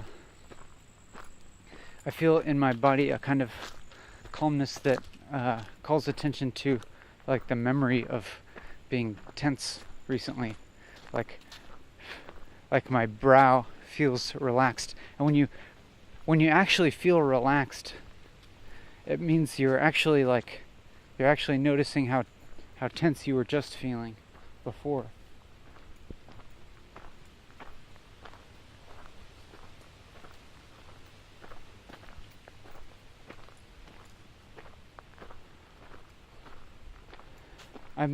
I'm again thinking about the quality of this video and wondering if this video will have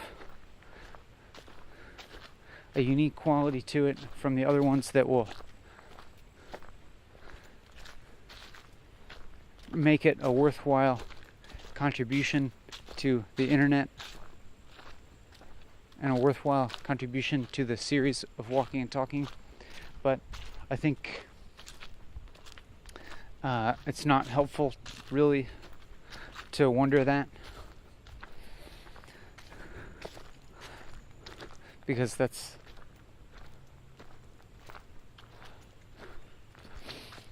just becoming content of the video. It's not helpful and it's not necessarily bad either, but it's not like for any of these videos I've had any kind of pre-existing concept of what the quality of the video will be like.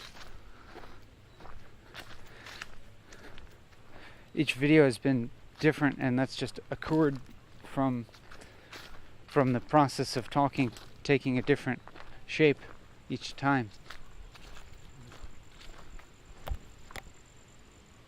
I hear human voices, and I just want to go in the opposite direction of them. I see in the distance people walking towards me. I want to walk away from them.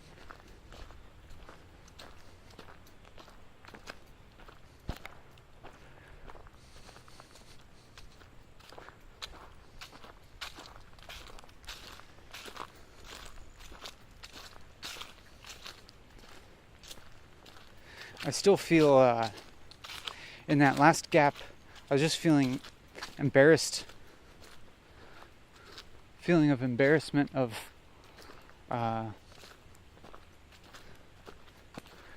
doing this. Just a general feeling of embarrassment of walking and talking.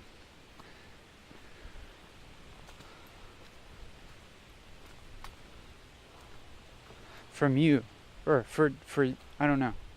Feel embarrassed in the presence of you. Now I see a car moving. Now I see a parking lot. So I'll walk. I'm gonna walk away from the parking lot, but then now I'm gonna be closer to those people that were walking towards me. And so I'll have to walk faster now to avoid being around them. I shouldn't say I have to. Actually, I'm just choosing to. Not for any important reason. I'm feeling like some of the things that I'm saying are pointless, which is that's a funny way to say it, but actually pointless even in the context of this video, which I could say is pointless no matter what. But thinking about certain things that I'm saying as being beside the point or off the track or just like kind of lazy thinking,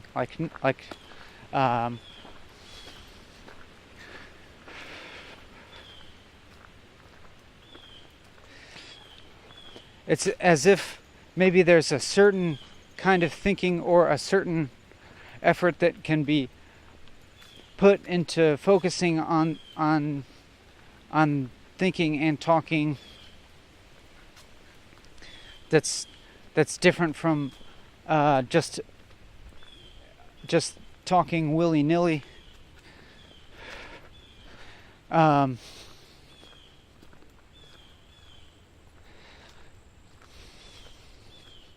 noticing myself breathing slightly harder and feeling a little bit more tense when I think about this, when I have this memory of a few seconds ago where I was just talking about my surroundings, talking about the other people around, and then I sort of revealed my own judgment about those thoughts, and noticed myself feeling a little tense in relation to all those thoughts. And then I started to and then I sort of proposed this possibility that there is a certain direction of thought to go in that's not lazy, that is a form of work.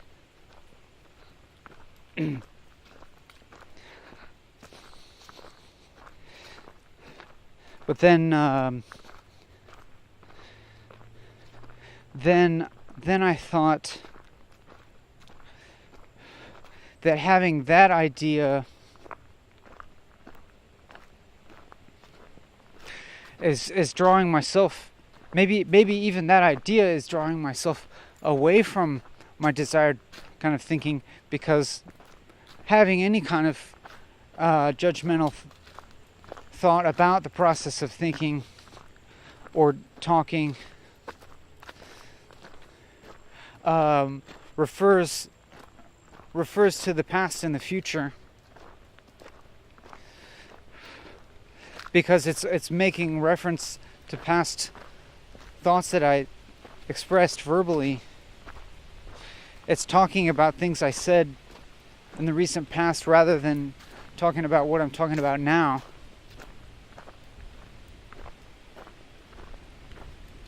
And I remember now having the thought that maybe at some point I will again drop this judgmental form of thinking, and perhaps when that happens,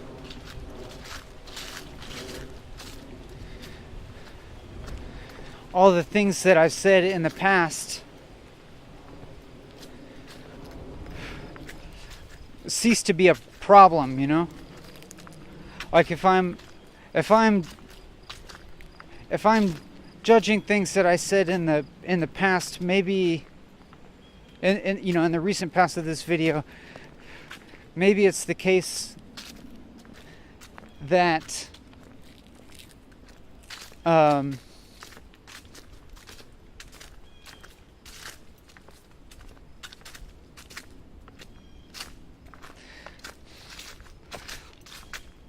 that by doing that I'm allowing them to continue to exist as problems in my mind, and that if I can let go of that, then they'll cease to exist as problems in my mind, and I'll be experiencing the present in a way that's as if things that I said in the past that appeared to me as problems have found some form of resolution.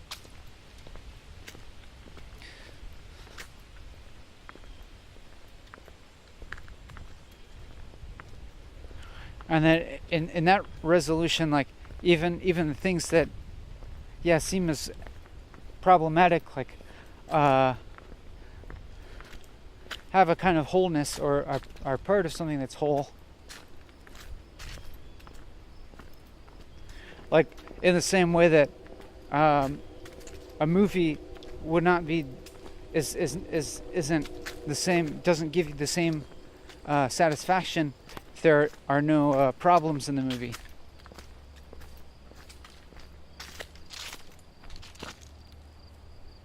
Like a story doesn't have any resolution if it doesn't have a problem. Of course, that seems pretty obvious.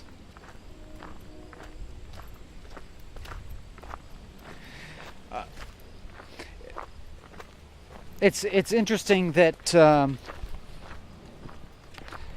that problems occur in walking and talking, and I guess they really only occur in as much as I perceive them, it seems, or perhaps also in as much as I experience suffering. And on your end as well, maybe there are problems in as much as you perceive the problems and experience suffering yourself while watching or listening to walking and talking.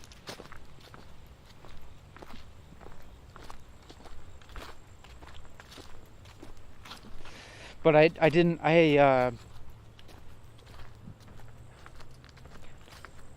set out on walking and talking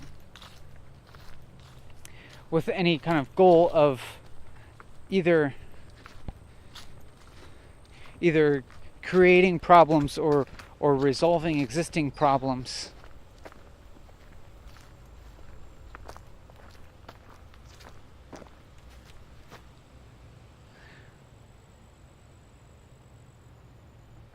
I looked at those boulders and felt an urge to sit down on one, but I think that if I sit down, I would just notice my body as feeling burdensome, and I'd feel the lethargy of not wanting to get up again. So I'll just continue walking.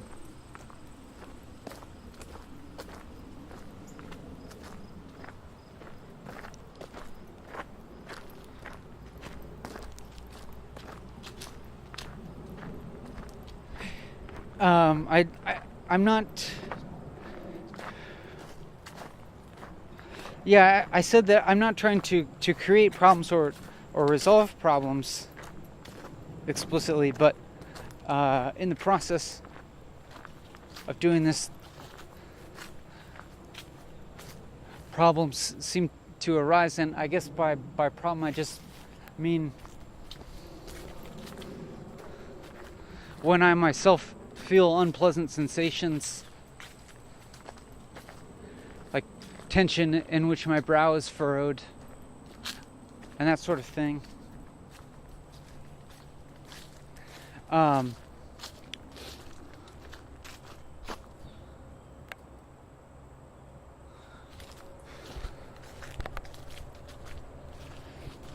I'm remembering now a moment earlier in this video when I had a certain feeling of kind of clarity, but it was as if I was clearly feeling the inescapability of a state of disequilibrium.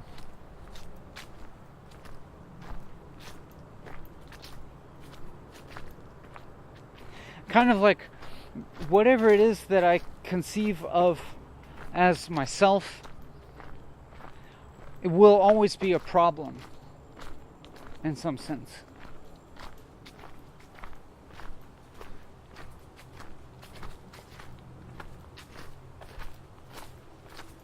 Like we exist as a problem, and if we weren't a problem, then we wouldn't exist.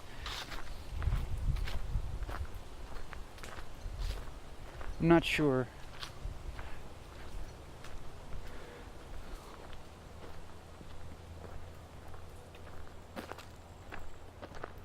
Like I'm sure somebody has said this before, but like life is a problem.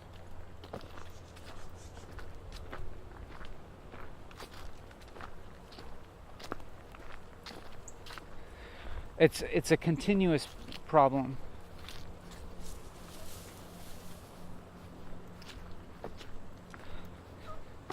And you can try and like you can accept that intellectually maybe for a moment. Like I can say that I can say these things like I exist as a problem and I will always be a problem.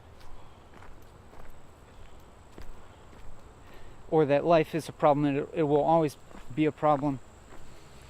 And I can say that in a way that sounds as if I've accepted something.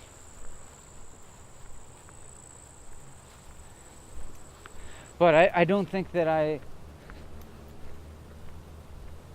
don't think it's actually possible to really accept everything. Because then it wouldn't be a problem anymore.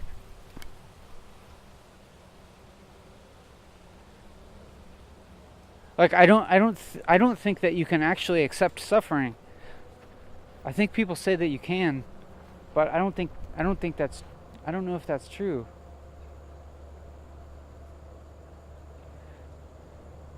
It's like suffering by definition, it's like something that's kind of unacceptable.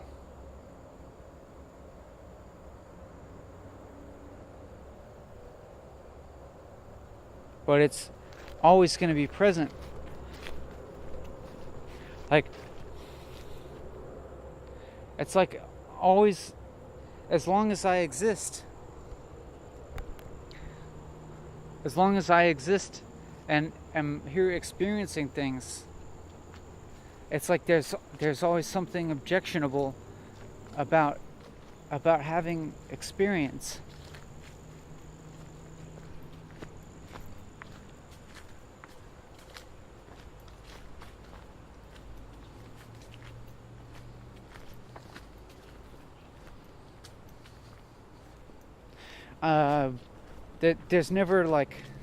There's never total freedom.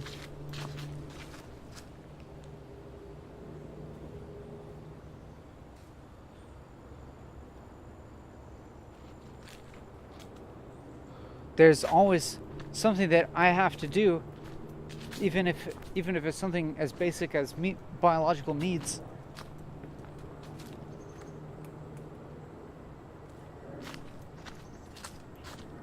I don't know, maybe not actually. Maybe I could say that I don't have to meet biological needs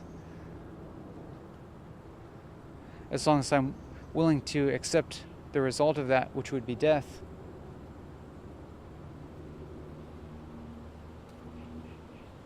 So I could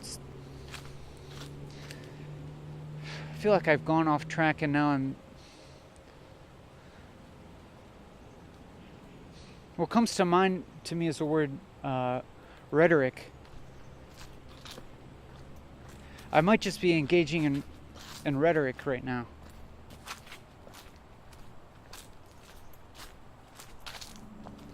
Ow. That's funny.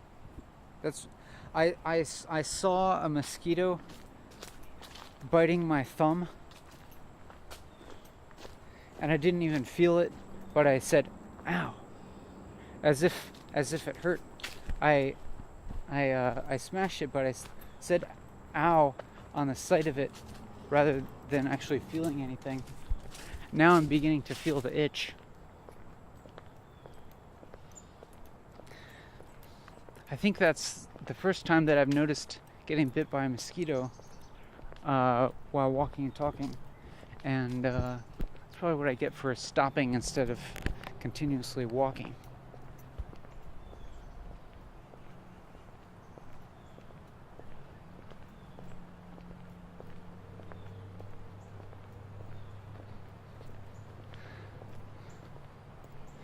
There's this being in this process of walking and talking has some quality different than the rest of my life, or at least it seems differentiated in some way.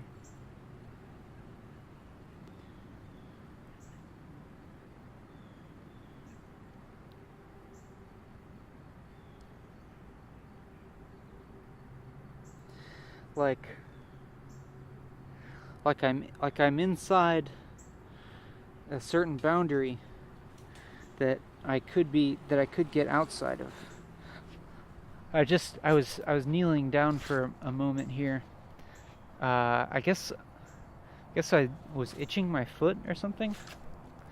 Kind of did it without being very conscious of doing it. And my thumb is now very itchy from the mosquito bite. I did kill the mosquito,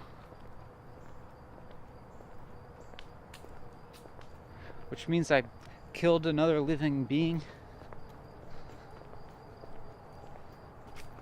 And I've killed very many mosquitoes in my life.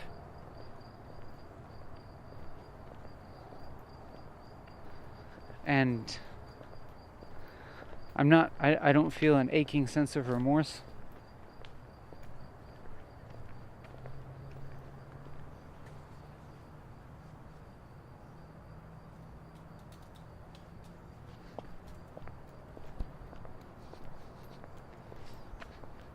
It seemed like there was, I had a thought that I was thinking that I was going to say. And now I forget what it was. Oh, yeah, I'm remembering the kind of nature of it. But I hadn't chosen any words for it yet. But it's kind of like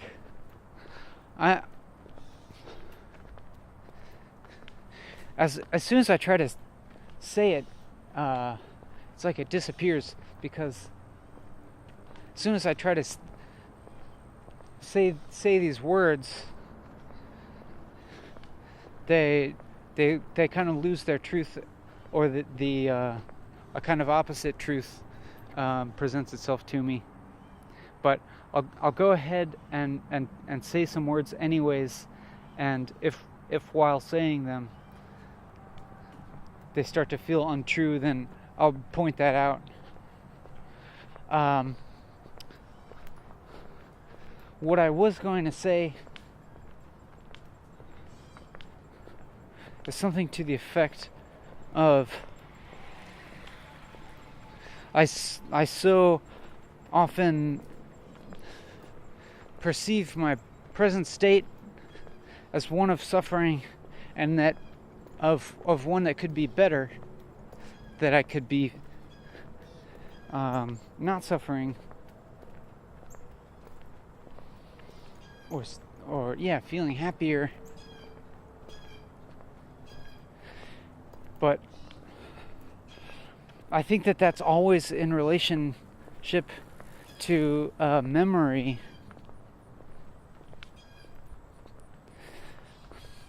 A memory of a time when I'm perceiving that past time as being one of greater happiness than the present time.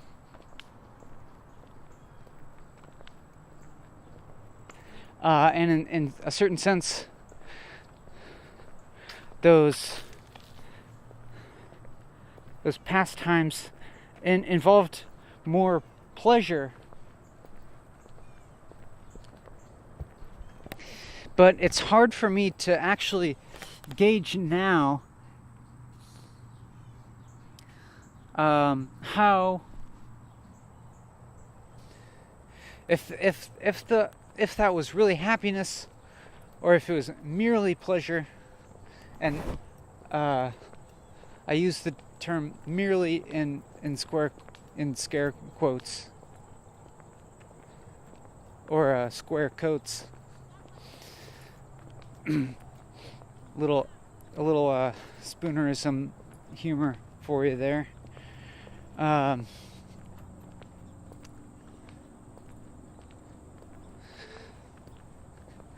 It's hard to gauge now whether those past times were actually happier or if it was merely a pleasure in which I also experienced the form of suffering of knowing that the pleasure was going to go away.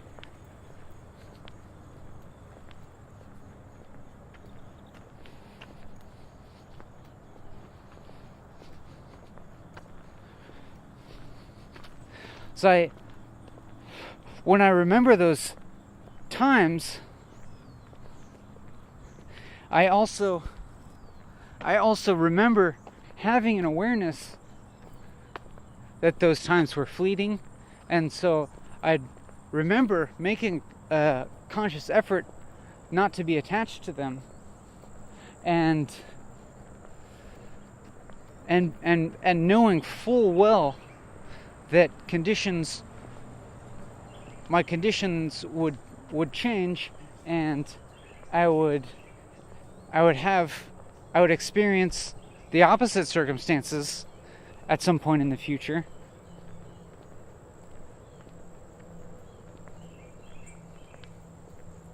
And knowing that I had that awareness, I don't think that I could have felt complete, total happiness. Maybe, not just like complete, total, like blithe,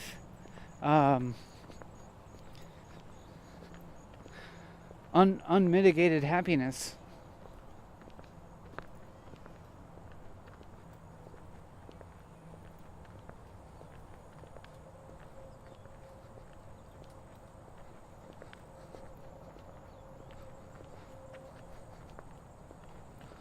And so, being in my present circumstance, in which I do think I generally... Whoa, what the heck just moved that? What's that? Groundhog! I don't know if you saw that groundhog. It's hiding now. That was cool. It made a big ass movement and then it was like on top of those vines. Where'd it go?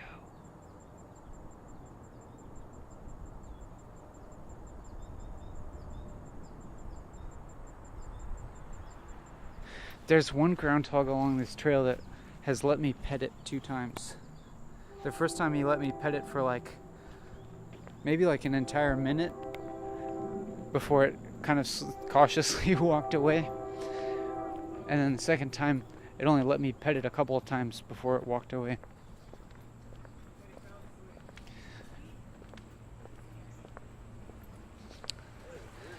So, to resume,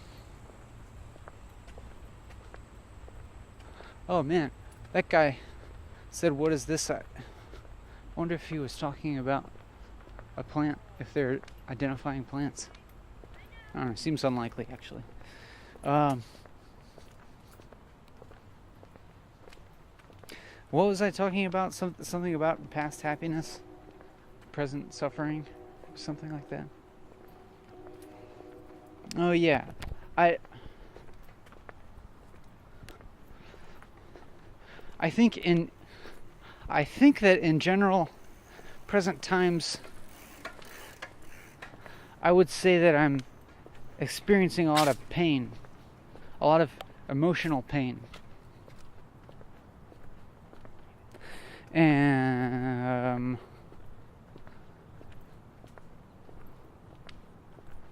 but this is weird because in these past times that I'm thinking about, there I had both emotional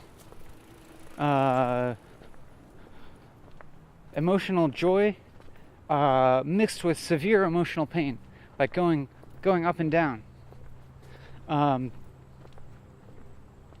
to a point where I don't I don't know.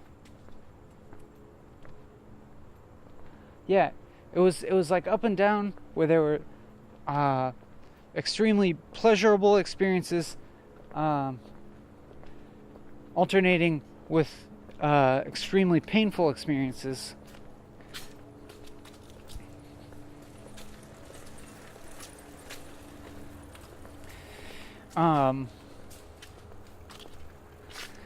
And now in more recent times, it's like extremely painful experiences alternating with neutral experiences. In terms of emotional pain. But it's looking at the past, it's so if you've watched much of Walking and Talking, you're probably acquainted with my idea of emotional topographies and the idea that maybe they always even out over time. And it's hard for me to imagine that the emotional pleasure that I felt in past times was so great that it must be compensated for in present times with the amount of pain that I've been experiencing.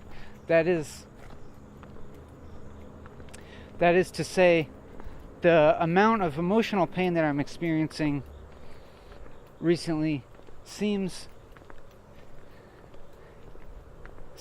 higher than necessary to compensate for the amount of emotional pleasure that I had in times past, because it didn't seem that high, but maybe it was,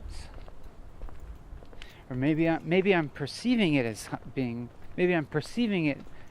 really high, and that's what's causing the current pain.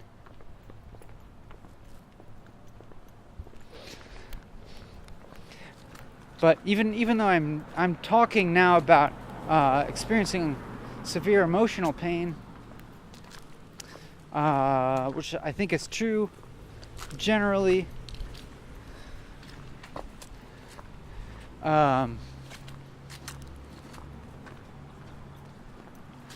we can both take some comfort in the fact that now I'm feeling pretty neutral emotionally.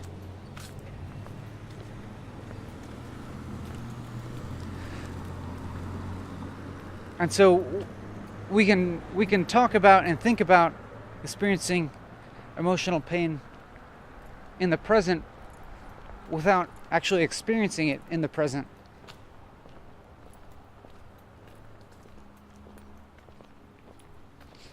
That seems to be possible.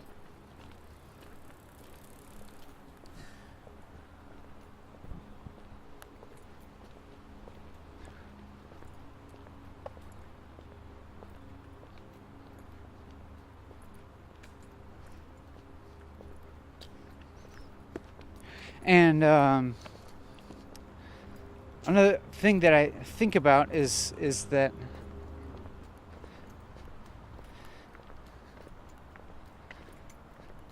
the question of whether the amount of emotional pain that I'm experiencing in the generalized present, not the specific present,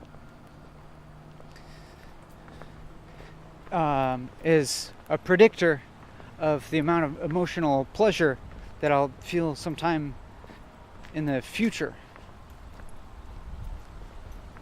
And that's an idea that stays in my mind as a motivator to continue coping with life. The idea that I will, at some future point, experience more emotional pleasure, which maybe isn't so much different than joy. I'm not sure. Joy, I think some people would think about joy as being different than pleasure. Joy being more underlying.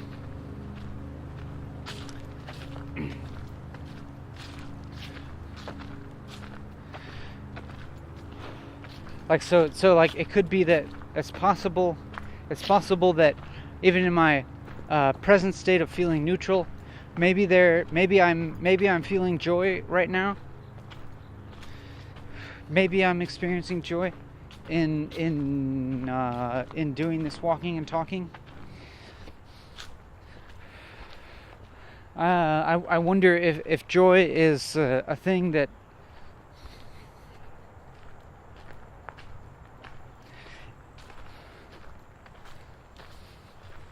is it a sort of thing where you're not always sure if you're experiencing it or not?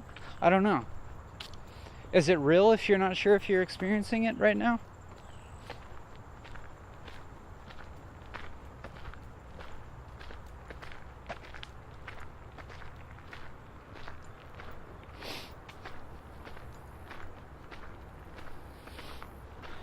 I wonder if how semantics is a part of our experienced reality. Like, if we're thinking so much in words,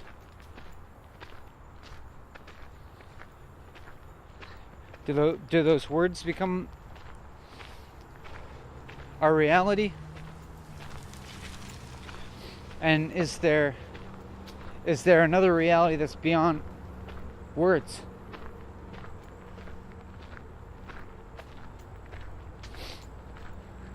I suppose there is. I mean, there's definitely a reality of sensations of the various sensory organs that is very much different than words.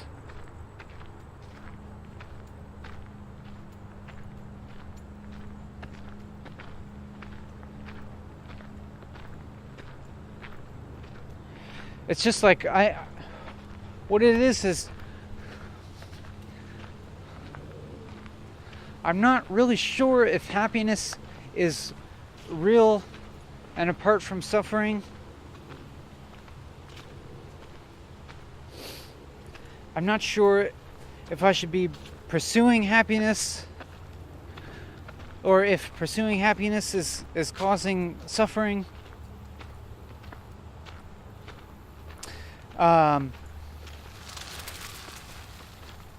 I know that I can't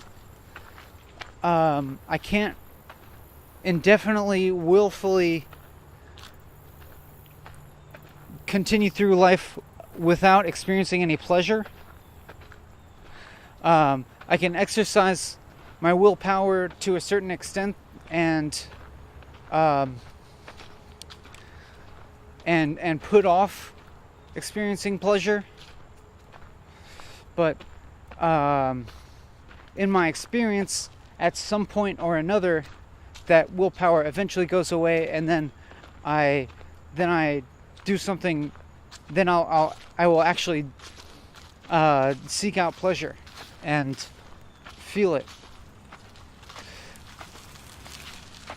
But now when I think about it, even the things that I think about as pleasurable now, it's not that it's not they're not now I'm seeing less of a difference between the pleasure and its opposite.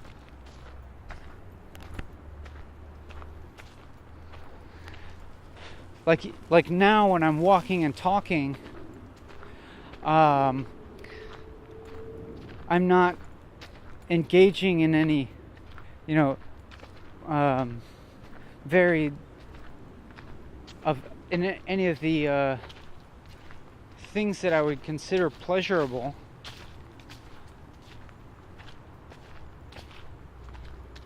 I mean, like there's certainly a lot of sensory stimuli here, but they're not the kind. They're not sensory stimuli that have that pleasurable draw or that addictive quality of things that I traditionally think about as pleasurable, like very gratifying food that's like really sweet or salty or greasy.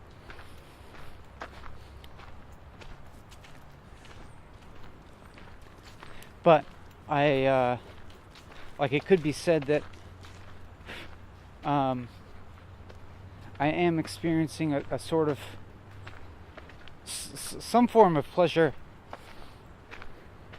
in doing this.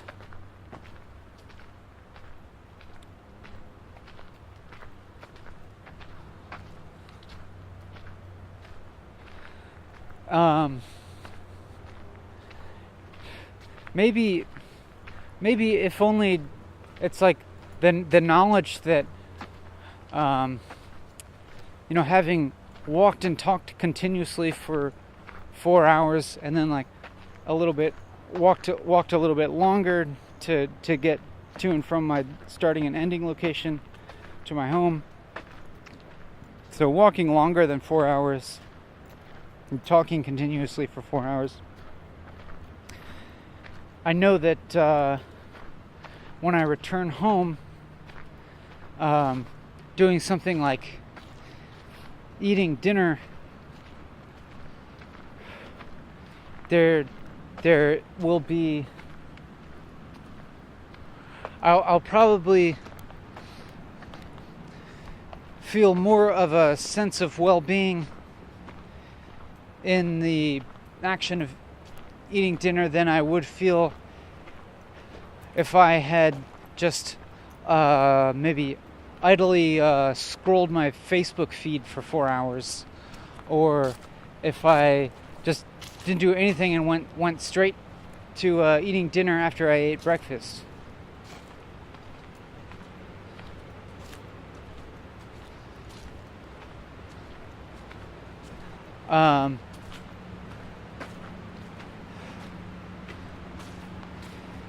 Is it the case that if we put off pleasure for long enough, if we exercise our willpower to go without it, we'll experience more pleasure in the future, or experience it to a greater extent? I think so. It's as if pleasure will occur by itself in almost any form without us consciously seeking it, as a way of coming back into a certain equilibrium.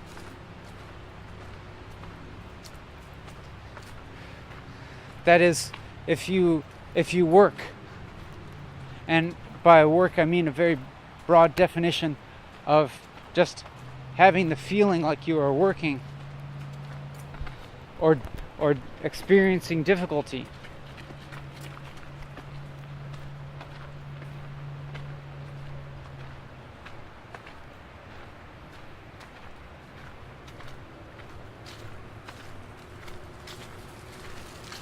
And you can do that to a certain extent, and then eventually you'll just find yourself almost automatically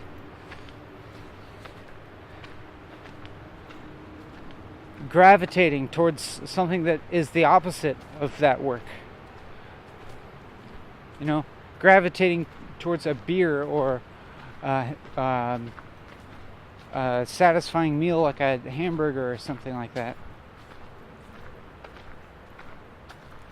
Or watching TV, or maybe even talking to a friend or a family member.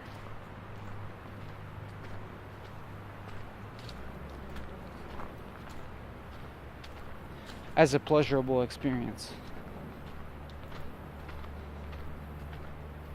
Or sex, or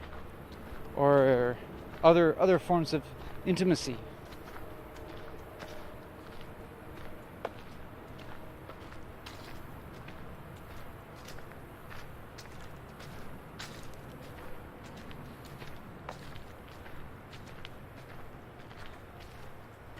But then, you know, any of those things, if engaged in for long enough, lose their appeal and reward for that time being, and they lose their pleasure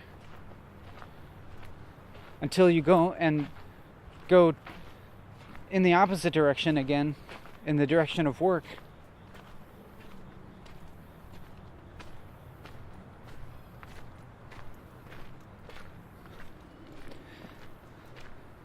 Because there's always this equilibrium exists of life being a problem.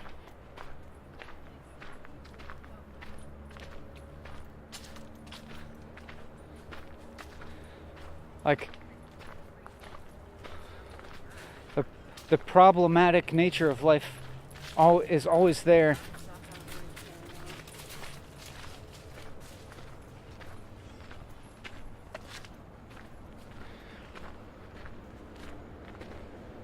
Regardless of whether you're experiencing pleasure or pain.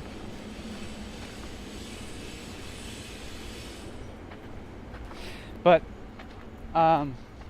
you know, maybe that's not always true. Maybe I'm just thinking that now. Maybe that's just my experienced reality in this moment.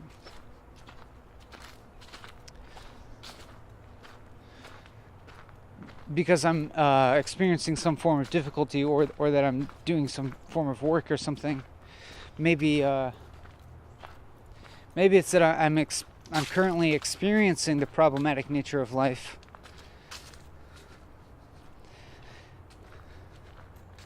And that maybe at some point I'll drift back in the other direction towards pleasure or something, and or maybe I'll drift.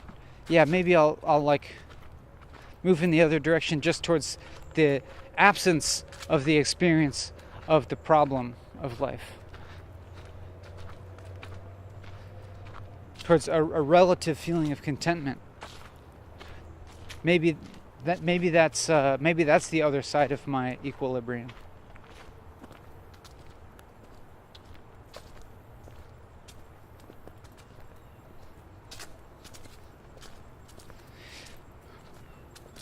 Maybe by walking and talking, maybe in these videos, maybe I'm intentionally engaging in the problematic quality of life, so that outside the videos I can feel more contentment.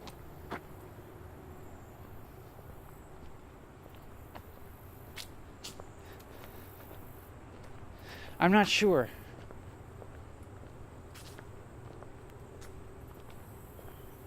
I can remember in the recent past. I mean, like maybe in the course of, on a scope of a few days, within the past few days or something, feeling, I guess, some feelings of satisfaction.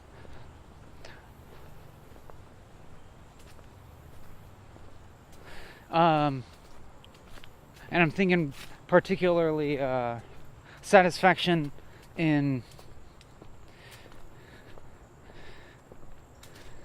looking at someone else's artwork. And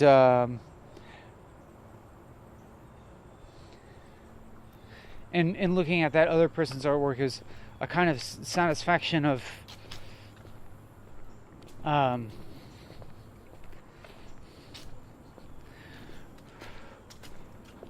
resonating with their way of seeing the world,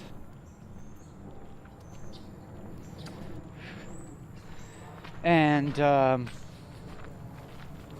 feeling like there's someone there, like here's another person that sees things in a way somewhat similar to myself,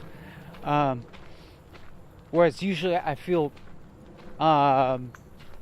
somewhat isolated in the way that I see the world, and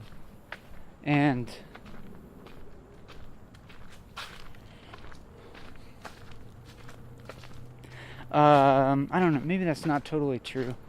I think I mean, on this very base level of experiencing life as problematic, I think that's common to everyone that's alive, I think. And this going in and out of equilibrium between work and difficulty and contentment and pleasure and pain and all this, I think that's common to everybody. But then I suppose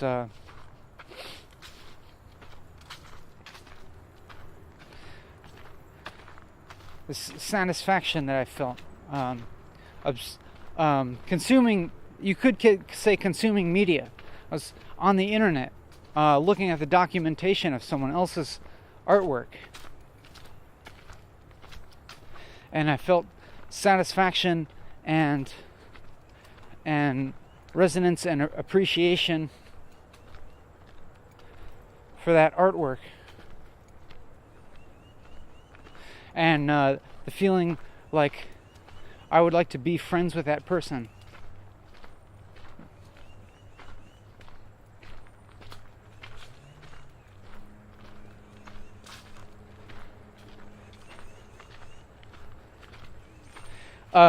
So it's sort of a mild form of connection, I guess.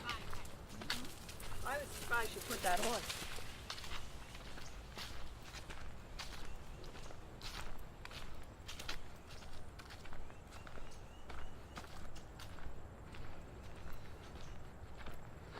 But yeah, so consuming that media gave me a form of satisfaction that I suppose is different than doing work myself.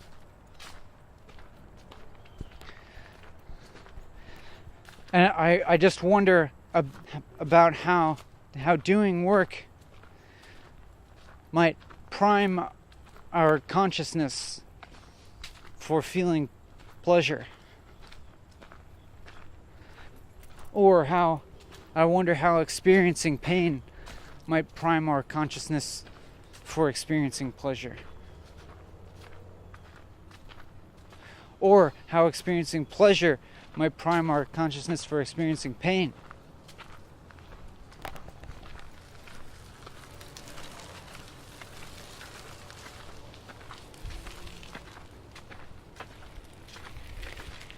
And it seems like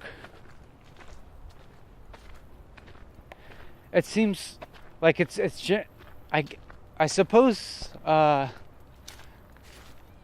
there's turtles hanging out.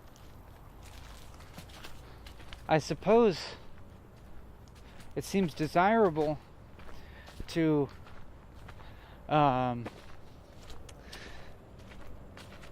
not swing too wildly between poles.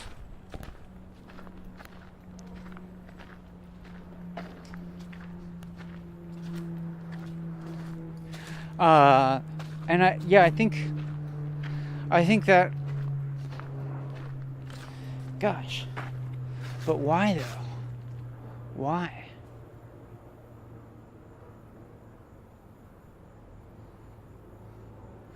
Like we think of bipolar disorder as a disorder and a problem.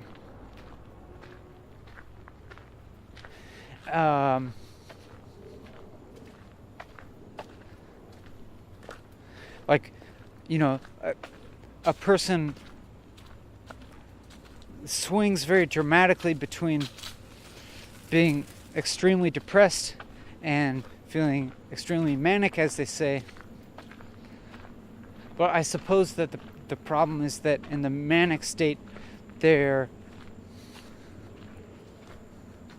in a way they're disconnected from consensus reality, from most people, and so they behave at both extremes, at both poles. They behave in ways that are hard to integrate with the rest of society.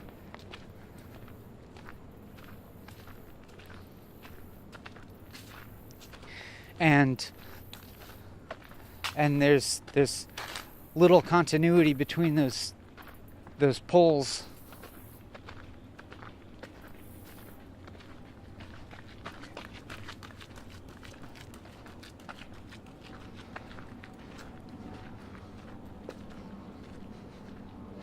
And so I suppose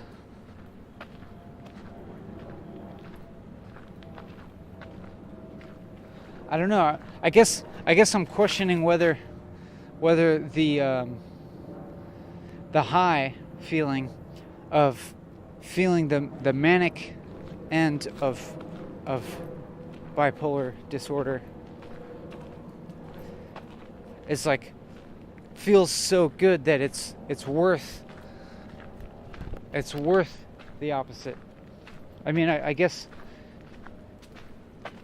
they probably even out. So maybe the idea of one being something, that state being worth it, isn't really relevant. That is kind of even out to neutral.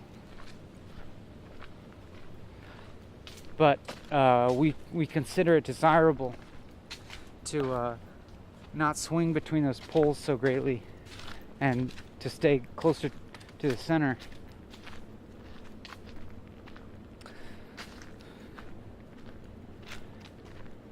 And I suppose maybe that's because there's more continuity if your emotional state is not changing as drastically, and we're better able to interact with the world because we may be better able to emotionally resonate with other people, and to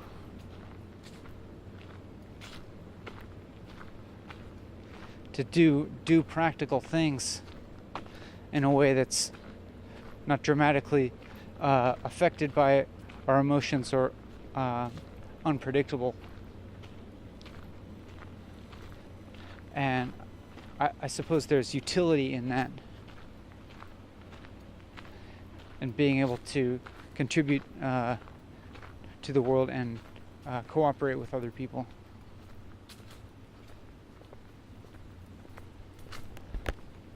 I've been talking about an idea for a long time now. I've been talking about a particular idea for a long time. Our battery has been going a long time now. Battery has lasted 3 hours, and it's still at 2 out of 3 bars. There's 3 bars on the battery indicator, and it's still got 2 of them after 3 hours. Usually it doesn't last this long.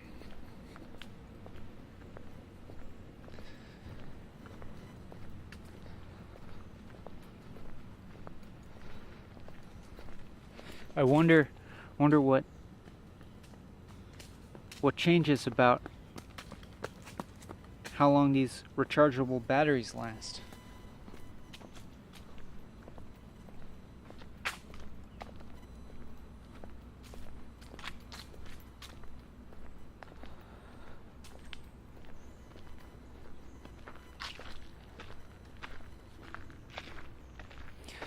So I'm just going to continue talking now, and I began this sentence after this pause, without having any idea, and I feel pretty comfortable about that right now.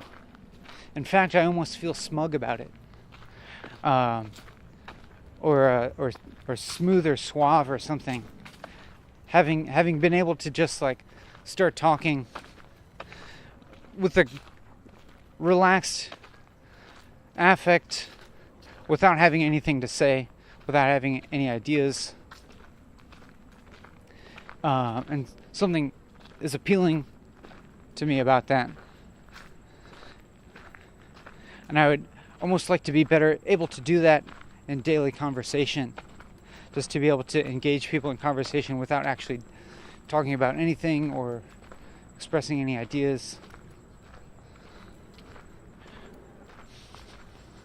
I would almost prefer that kind of conversation. I'm thinking maybe sometimes it's very necessary to exchange information and ideas, but I think I would enjoy having more conversations with people that are like somewhat devoid of information and devoid of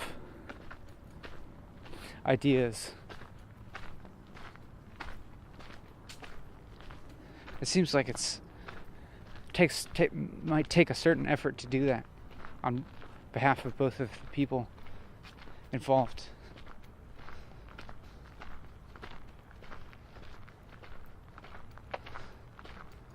But I'm thinking about that now, and maybe I'm kind of implanting that desire in my mind, and maybe at some point I'll try to implement it.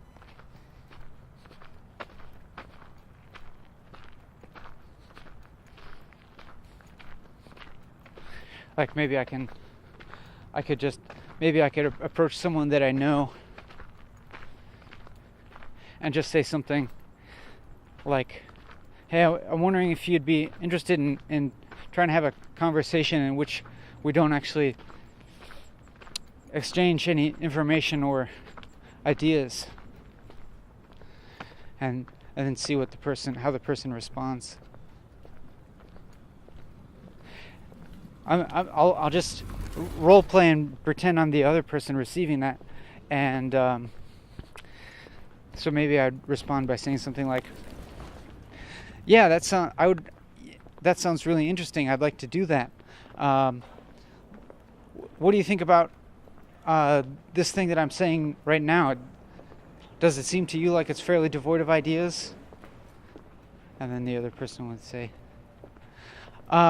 "Yeah, I can't really perceive any ideas per se in what you said, and I don't feel like I'm gaining any information or knowledge from what you said. So yeah, it seems to kind of fit the bill of what I had in mind. So I feel pretty happy about that."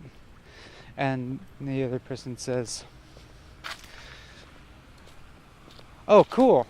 Yeah, I'm actually a little surprised that this seems to be working out without too much difficulty. I feel fairly relaxed just talking and responding to you without trying to bring in any external ideas into the conversation. And I'm enjoying this, and I hope you are too. And the other person would say, yeah, I am enjoying it, and as it goes along, I enjoy it more, and I'm curious to see kind of how long this will go without really talking about any ideas. How long we can keep this going, as it's almost kind of game-like or something. And the other person would say, yeah, each time I start to respond, I'm not really sure what I'm gonna say, but it's like I can just kind of like go off what I started saying. I can just kind of like go off what you were saying, and then I can just continue from what I was saying, and I don't really like have to talk about anything in particular, which is nice. I feel like this is a different sort of conversation than I usually have with people. And I feel a little more aware of the conversation itself, aware of the quality of the conversation, and aware of the sound of us talking, without having these like external ideas, things like pointing towards the past or the future, or other abstract concepts and stuff like that. It's interesting because I can notice things about the conversation that I wouldn't have otherwise noticed. So that's cool.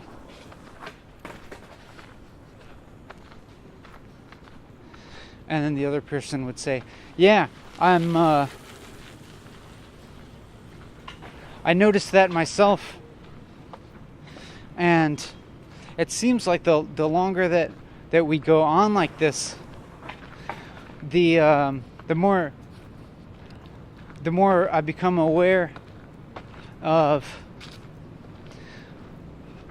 just of the nature of the like present experience of talking with you, and that's something that now that I'm experiencing, it seems like that's often lacking in conversations that are about other stuff. Because it almost seems like often when conversations are about other stuff, sometimes I feel like I don't actually care about the other stuff that we're talking about, but I'm just trying to connect with you, the person. And so what we're doing right now here feels a little bit more of like a direct route to that, towards actually just like sharing this experience together, being like more acutely aware of this experience that we're sharing together and its qualities. So I predict that some skateboarders are going to drop their skateboards on the pavement and skate past me in a few moments. Because now I got onto the wood, so that's not going to happen. They were walking behind me on the gravel, which is not conducive to skateboarding on. There's a sound of a skateboard doing something. What is that? Is that a turtle? Is that a tiny ass turtle? No, it's just a piece of whatever that aquatic plant is. Anyways, I'll continue talking here and just drop off doing this hypothetical conversation between two people and return to just this present experience of talking to you. And I still feel impressed at these batteries. 3 hours and 10 minutes, still on 2 bars. That's amazing. I mean, it's just that they usually die at about 2.5 hours. And Yeah, that would be actually pretty cool if they lasted the entire 4 hours. I don't know if that'll happen.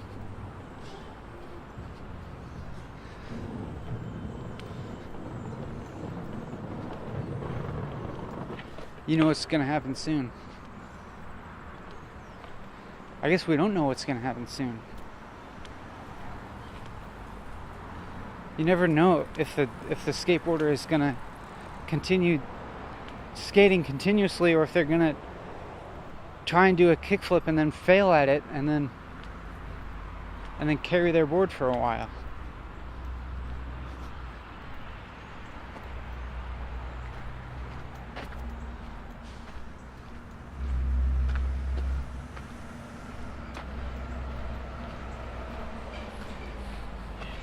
I feel thirsty.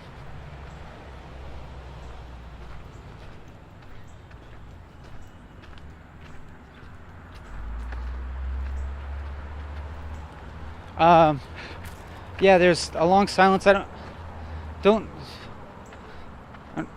can't remember if I was really having any thoughts during that silence, any verbal thoughts. I probably was.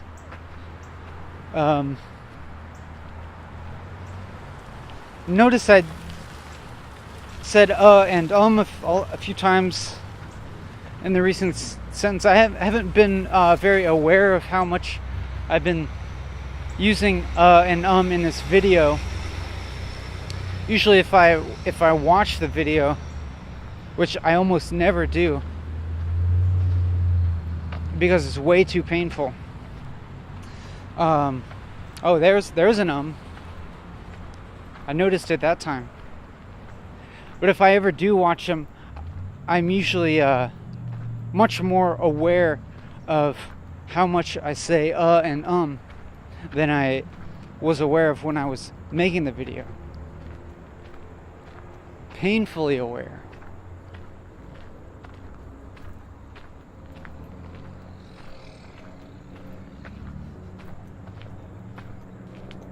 You might have noticed the emphasis that I placed on painfully aware. Painfully.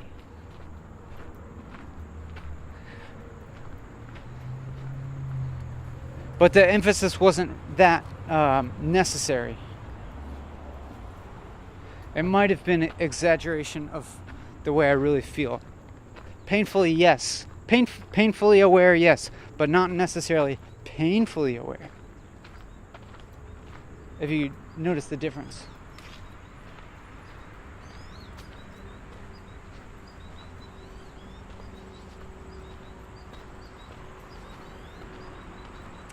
I'm just continuing to talk, and maybe it's providing you some form of companionship. I don't know. Or is it preventing you from feeling companionship? Or is it preventing you from... You know, it's just media, and if it's taking the place of other media, then I'm glad. But if it's taking the place of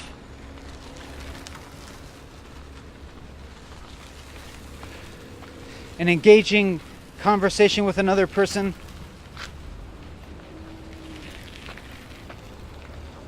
maybe that's still okay. Maybe that's still good. Because I'm guessing that it's pretty unlikely that you would have a kind of conversation with another person of this nature. Of talking about basically nothing. I love seeing the way turtles float.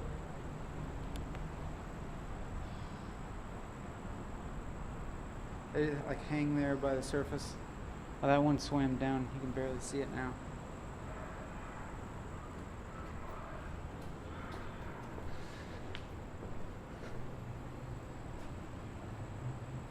There's some fish.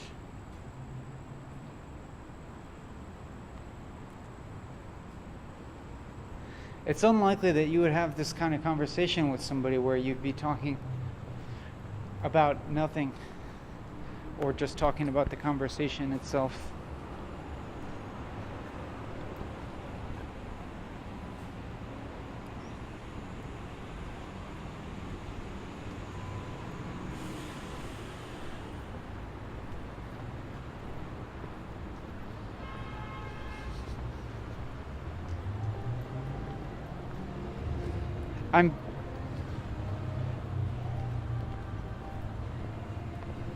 And so I wonder if maybe these walking and talking videos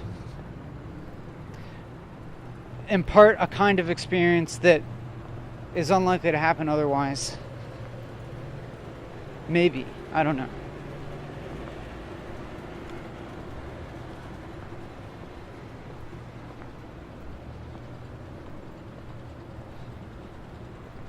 I don't really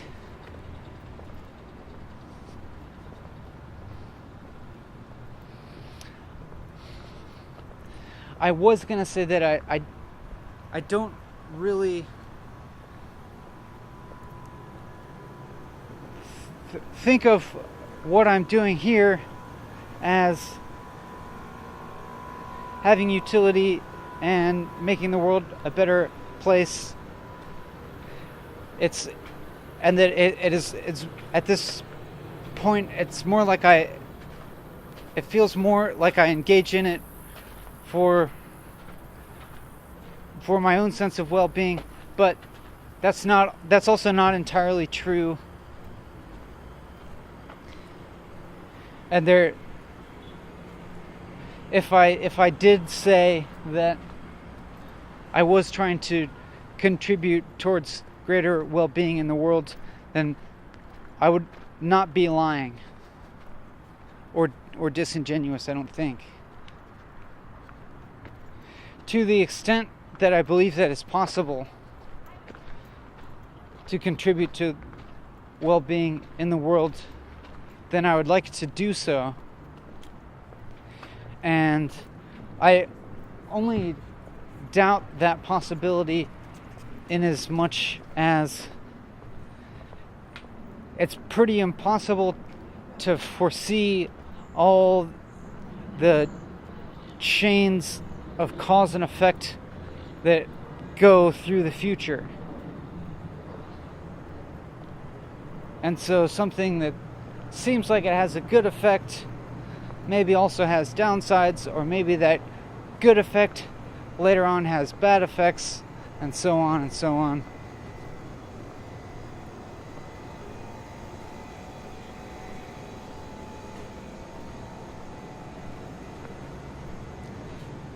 But I guess I do have an idea that it's a good thing to be aware of that impossibility of knowing all the effects of one's actions,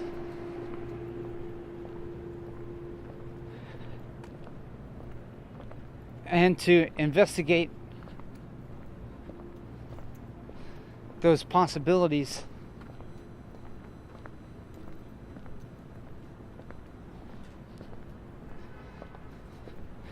And the actions that have a more clear-cut effect are easier to judge whether the effect is good or bad. I mean, that sounds really obvious. Well, let me try to think of an example of an action that has a clear-cut effect, like the decision whether or not to punch a stranger in the face or not. I think has a pretty clear-cut effect in that that person will be less happy if they get punched in the face.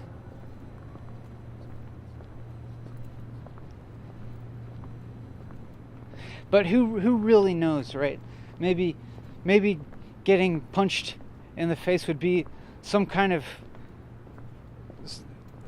shock that would spur them into some kind of growth or something that would be beneficial in the long run. Who knows? Probably not.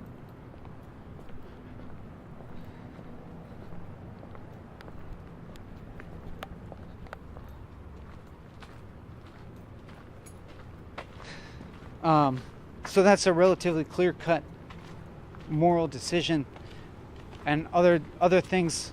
Most other things. I mean, it's so clear-cut that it's not really a decision, right? We don't walk around trying to decide whether or not to punch people in the face. Usually.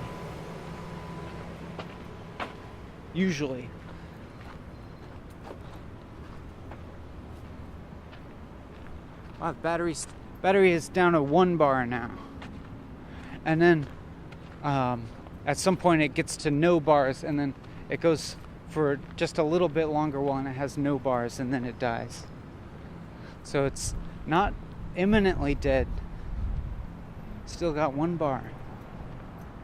But other decisions, the things that actually occur to us in our minds as decisions, are usually much less straightforward, because they're a mixture of good and bad consequences.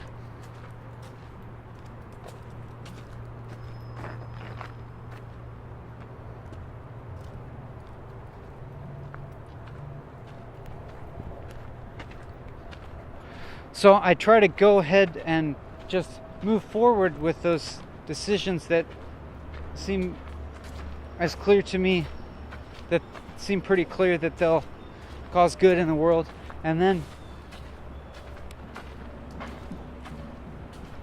and avoid doing the kinds of actions that seem pretty clear, fairly clear to me that they'll do harm in the world. And then the more complicated stuff, I just have to question a lot more.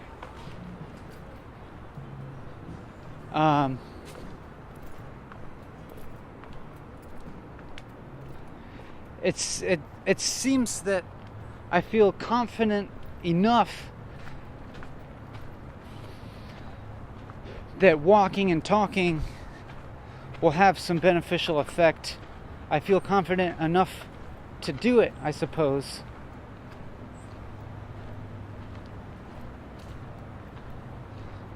Even though within the process, I'm really questioning the benefit of everything that I'm saying.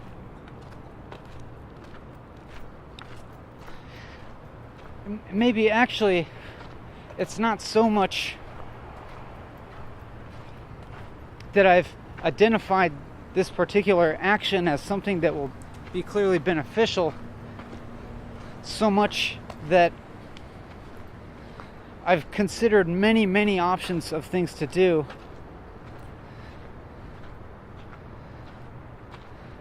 and come to the conclusion that from my particular situation, from my particular life situation, it wouldn't be that beneficial for me to do those actions. It's not to say that it wouldn't be beneficial for other people to do those actions. For instance,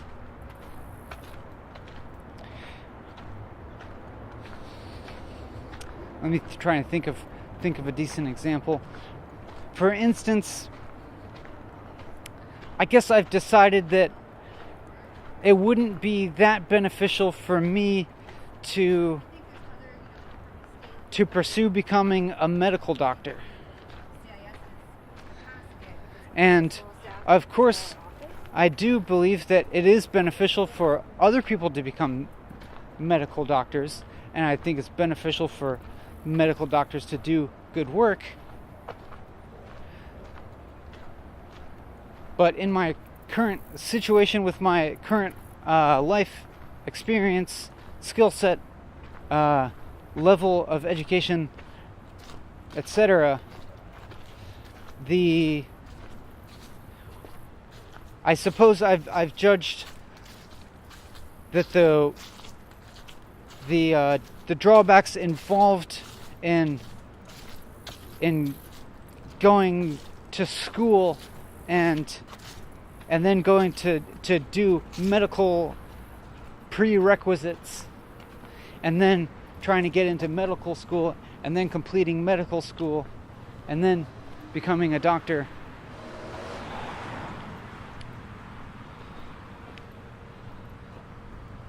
I suppose I've judged that walking and talking is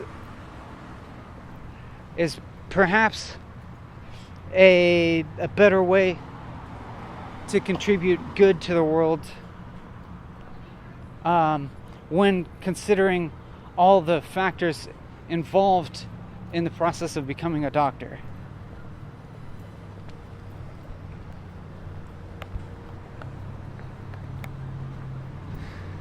So the point is that I'm doing a thing here which I have judged to be an adequate thing for me to do, but it doesn't imply that it's even an adequate thing for other people to do, for everyone else to do. And it doesn't imply that all the other things that other people do aren't good for them to do and or aren't contributing to the world.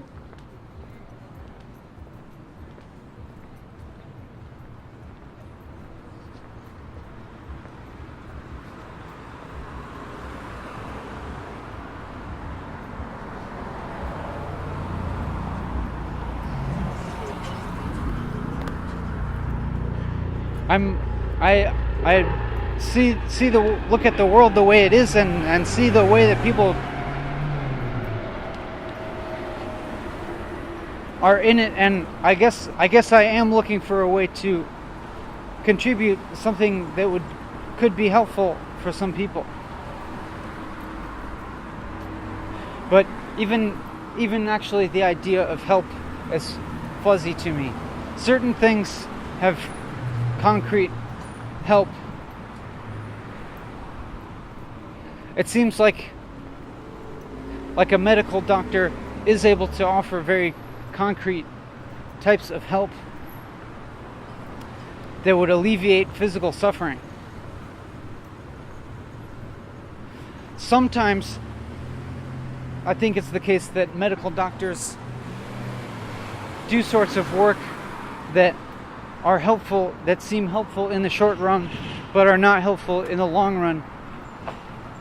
For instance, if they prescribe medicine that alleviates a painful symptom, but doesn't address the underlying cause, perhaps the underlying cause continues and causes more suffering for the patient in the future. And it seems like that happens quite often.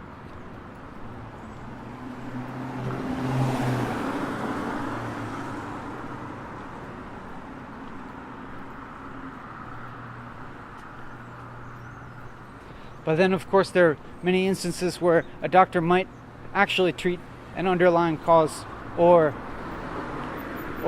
correct a certain condition that was causing suffering. Like if you have tonsillitis and you get your tonsils removed, that's pretty clearly of benefit to you.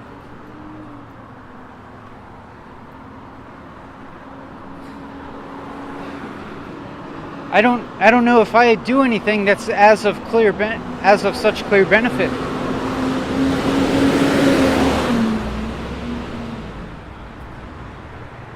I'm just walking and talking. I have sort of an idea in my head that maybe this process of walking and talking and publishing this video could have some value.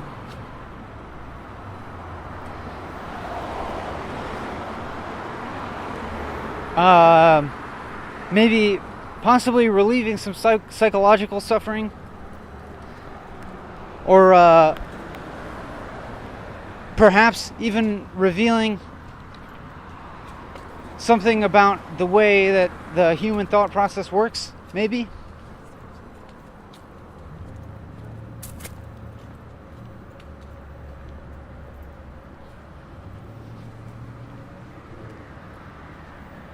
I'm not sure. I don't know. I guess right now I feel envious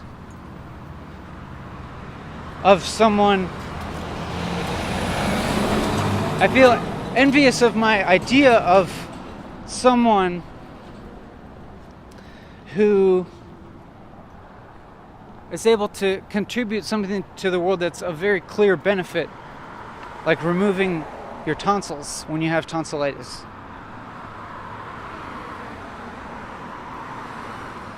Or delivering a baby, or curing an infection, that sort of thing.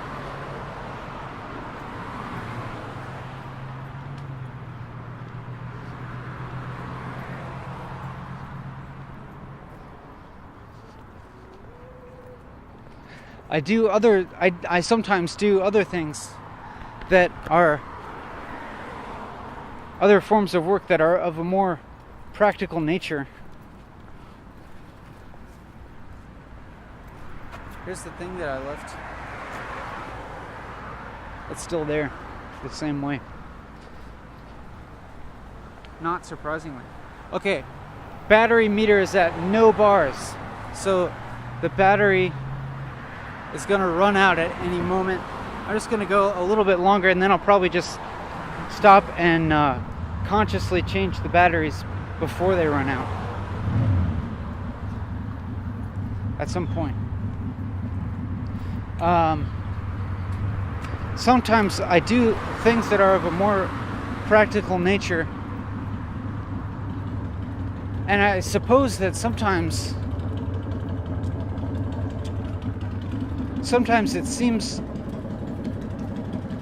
like you can gauge the immediate benefit of work that you do by somebody's willingness to pay you money for it. If somebody's willing to pay you money for something, it means that they want that work done, and it's because it's of a certain kind of benefit to them. But then also sometimes you have to question if people pay money for things that aren't actually of benefit to them. Or maybe they're of a short-term benefit but a long-term damage. Like if they're paying you money to buy some junk food from you,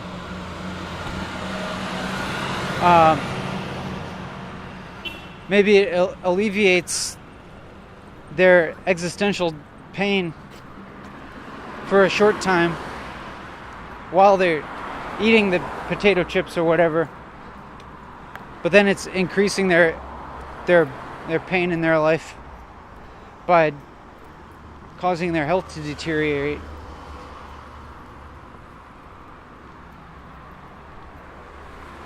Alright, I watched the batteries run out. I saw the screen as it went dark. Now we're on the fresh batteries.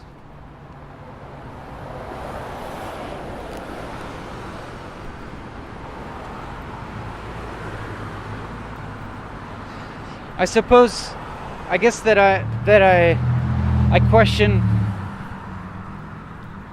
all the long-term benefits of different forms of work that people do.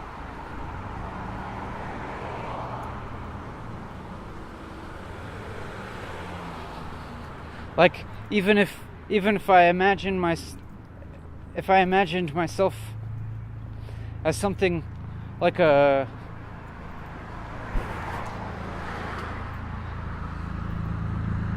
like a college professor or something like that.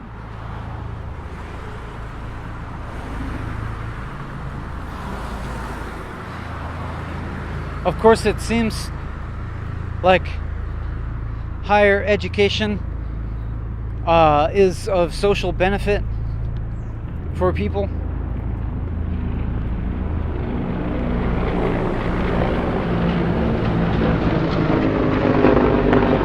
But sometimes I'm still not totally sure.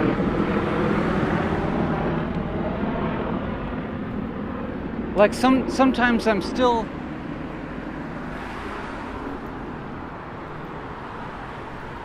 like I'll see people who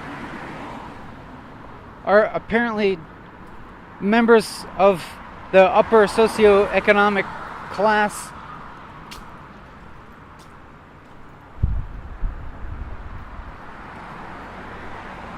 and they don't seem particularly happy. You know, I'm not saying this about everyone in the upper class, but you know,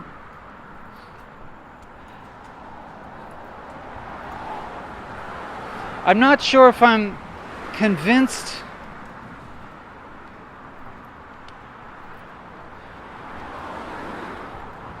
that the more educated people are, the happier they are. I'm not convinced that the higher classes are happier.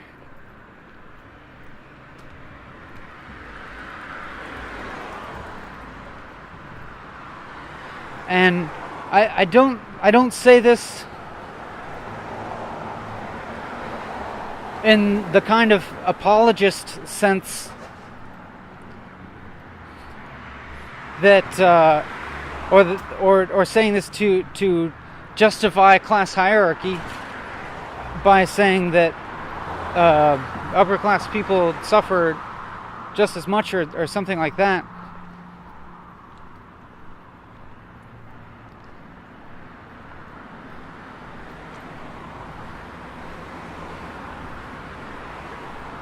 I suppose actually what I'm thinking about is that I question whether if I were to pursue and take on a form of work that's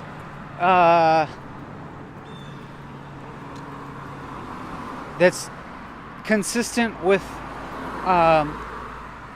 higher socioeconomic class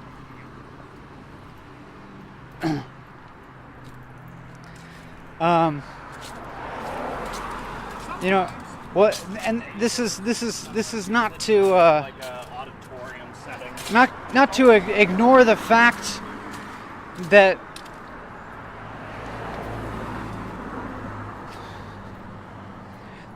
what I'm doing right now may totally be a form, an activity that only someone from an educated class would do.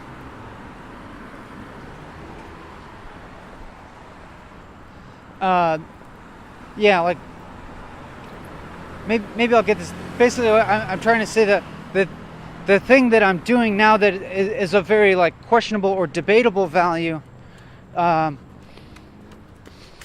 is something that may be provided for by my socioeconomic status. But trying to set that aside to express what I was previously thinking about.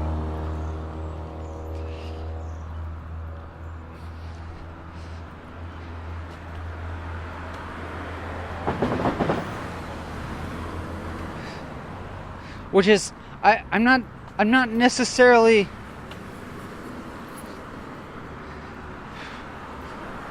I'm not convinced of increased social utility being created by climbing the socioeconomic ladder.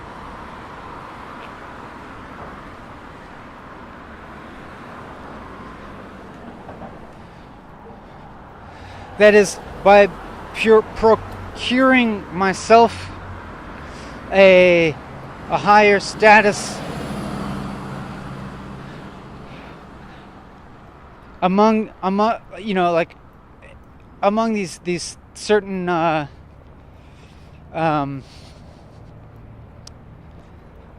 social signifiers, like the form of work that I do, how much I get paid, benefits, family, house, size of house, ethnicity of neighborhood, that sort of thing.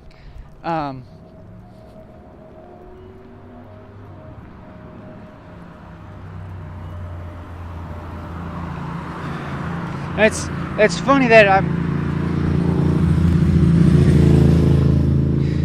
I'm thinking about this in hierarchical terms.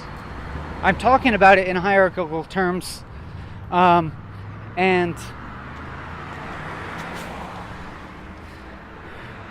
sometimes I even worry that by myself talking about a socioeconomic hierarchy, that I may be reifying that hierarchy itself, just by describing it as being as such. Where if I didn't perceive it that way, and if nobody perceived it as a hierarchy, then it wouldn't necessarily exist as a hierarchy at all. If certain people, if collectively we didn't imagine certain positions therein to be desirable over others.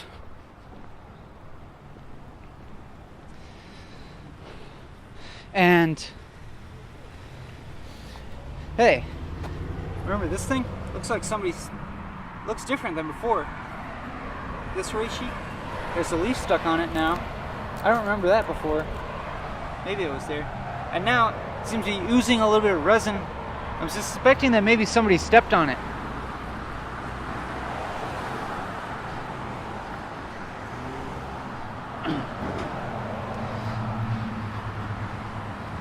Now, this isn't to say necessarily that this hierarchy is completely an illusion, but in the way that it's a collective illusion, it becomes a reality, like a shared reality.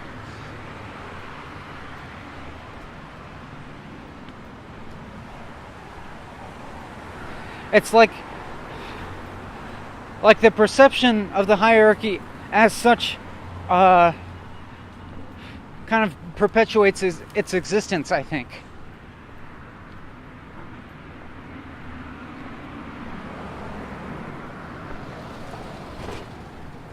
And that I realize that statement definitely deserves some justification. So I'm trying to think of how I can explain that a little better.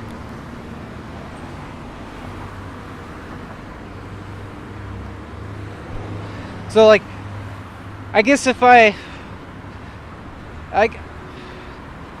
can use myself as an example. Maybe I'm not the best example,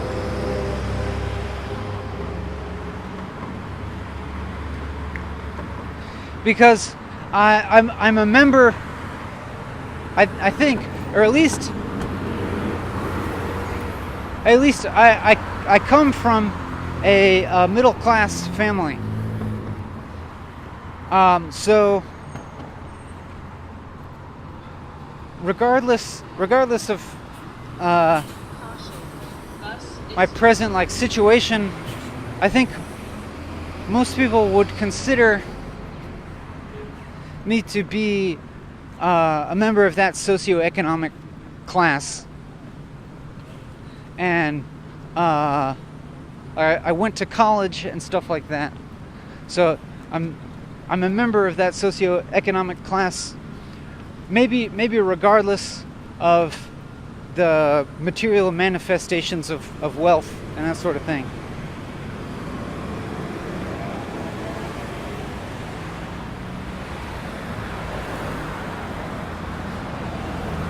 So, I mean, I'm wondering.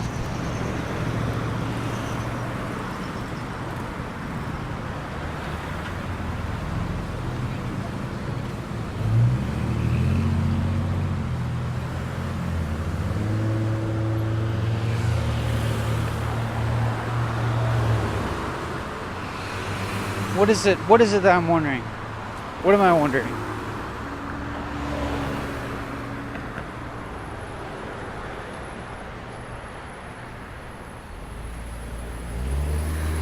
So certainly there are socioeconomic classes generally considered to be below mine, and socioeconomic classes generally considered to be above mine.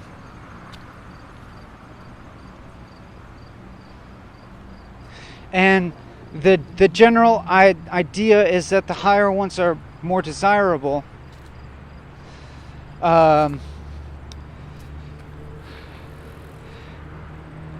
Because the higher ones have more power, more options, more freedom, more access to resources.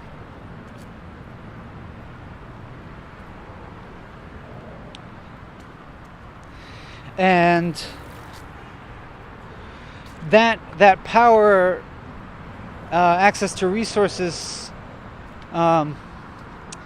thing is dependent on our collective belief in the value of money. That we all collectively believe that money is worth what it's worth, and so we're willing to exchange goods and services for money, and we have a generally agreed upon a value of how much money is worth. And so because we all agree on that, then people are willing to provide the goods and services to people with a lot of money in exchange for that money.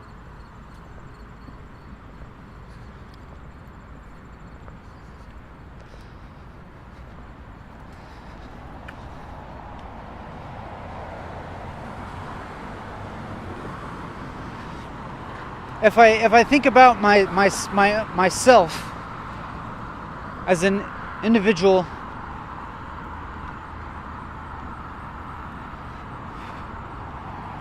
I don't perceive my well-being, my freedom, and my power being as being limited by my socioeconomic status in comparison to those of higher socioeconomic status. I don't think. Maybe if I think about it, I can actually think of some examples or something.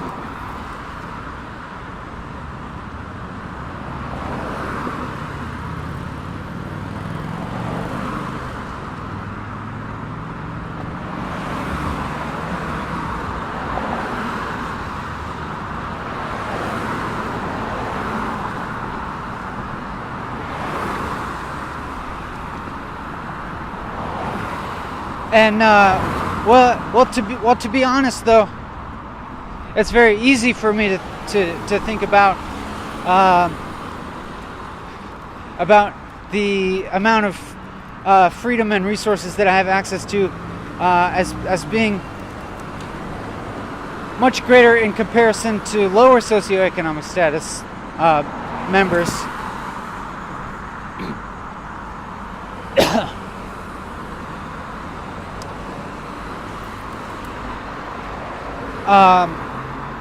Perhaps to such a great extent that I'm likely not even fully aware of all the advantages that I have in comparison to members of lower socioeconomic statuses.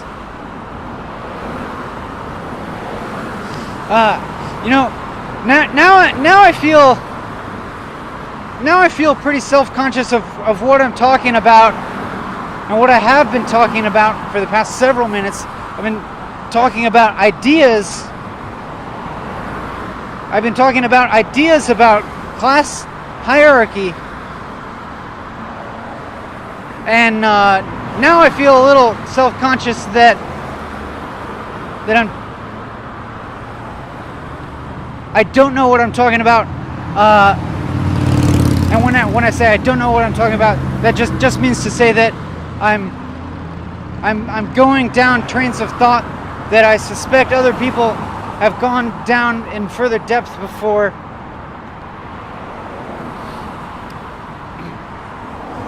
And that I may be just trying to reinvent the wheel, but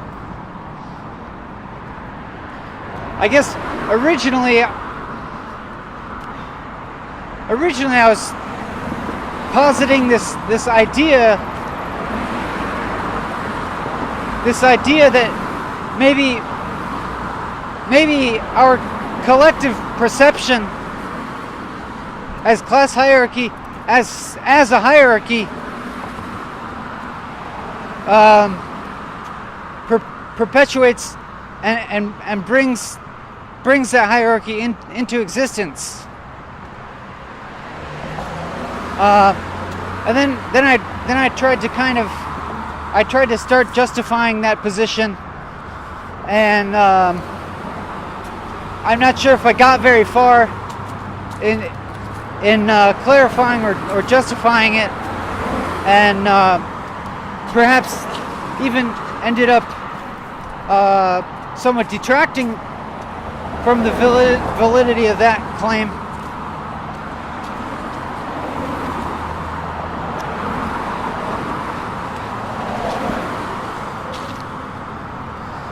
It does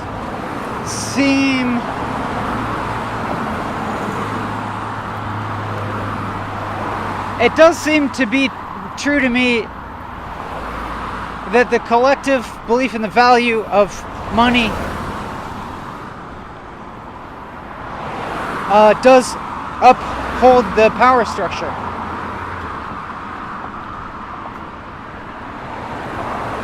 I guess that seems kind of obvious, and is probably actually an idea that's circulating among popular culture, not necessarily popular culture, but at least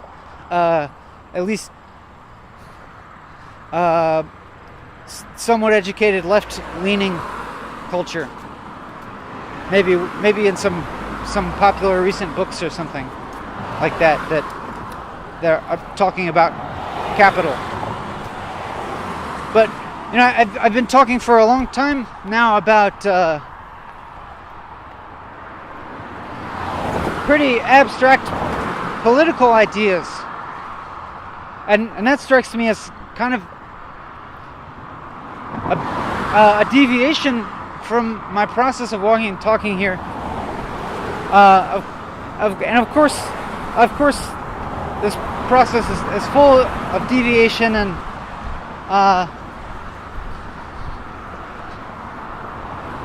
maybe it's actually so inclusive that there is no real deviation. But nonetheless, I can treat that as the past, and I can talk about the past and the present, and I can talk about the present process of talking. As you probably noticed, I'm back in the area where I'm next to traffic, so I have to talk much more loudly.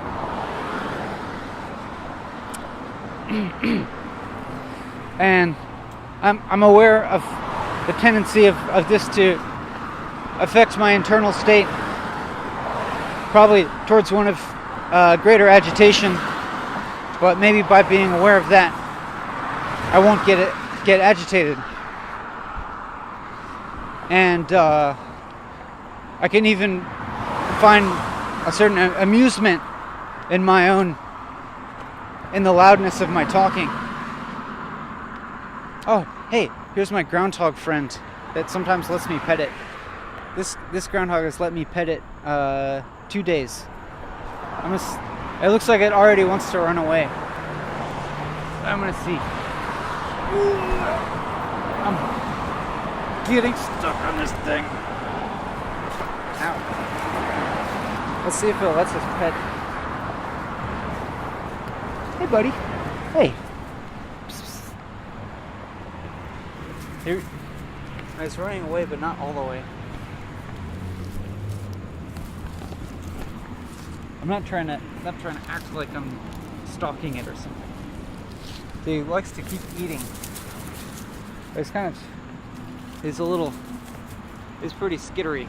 Like if I run towards him, I know he's gonna run away. But even when I get close to him. Yeah, and past times he just let me pet him. But I think like if I try to get between him and the woods, he runs away. And every time I get close to him, he runs away. So it's like I have to go fast. Oh, here we go.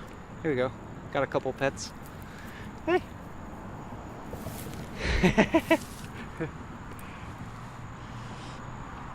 All right, let's try and squeeze in a few more pets before he gets back to the brush. Here we go. There we go. Hey. There we go.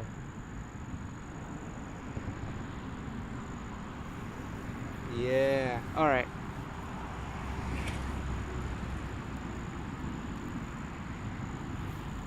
There we go.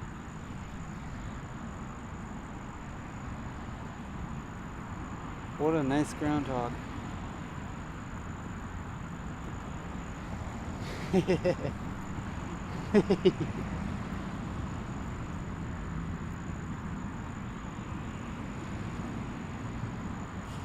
Yeah. This is the most he's let me pet him before. All right. I'll leave you alone now. That seems like a good place to end the video, right? With some mammalian warmth. All right. See y'all next time.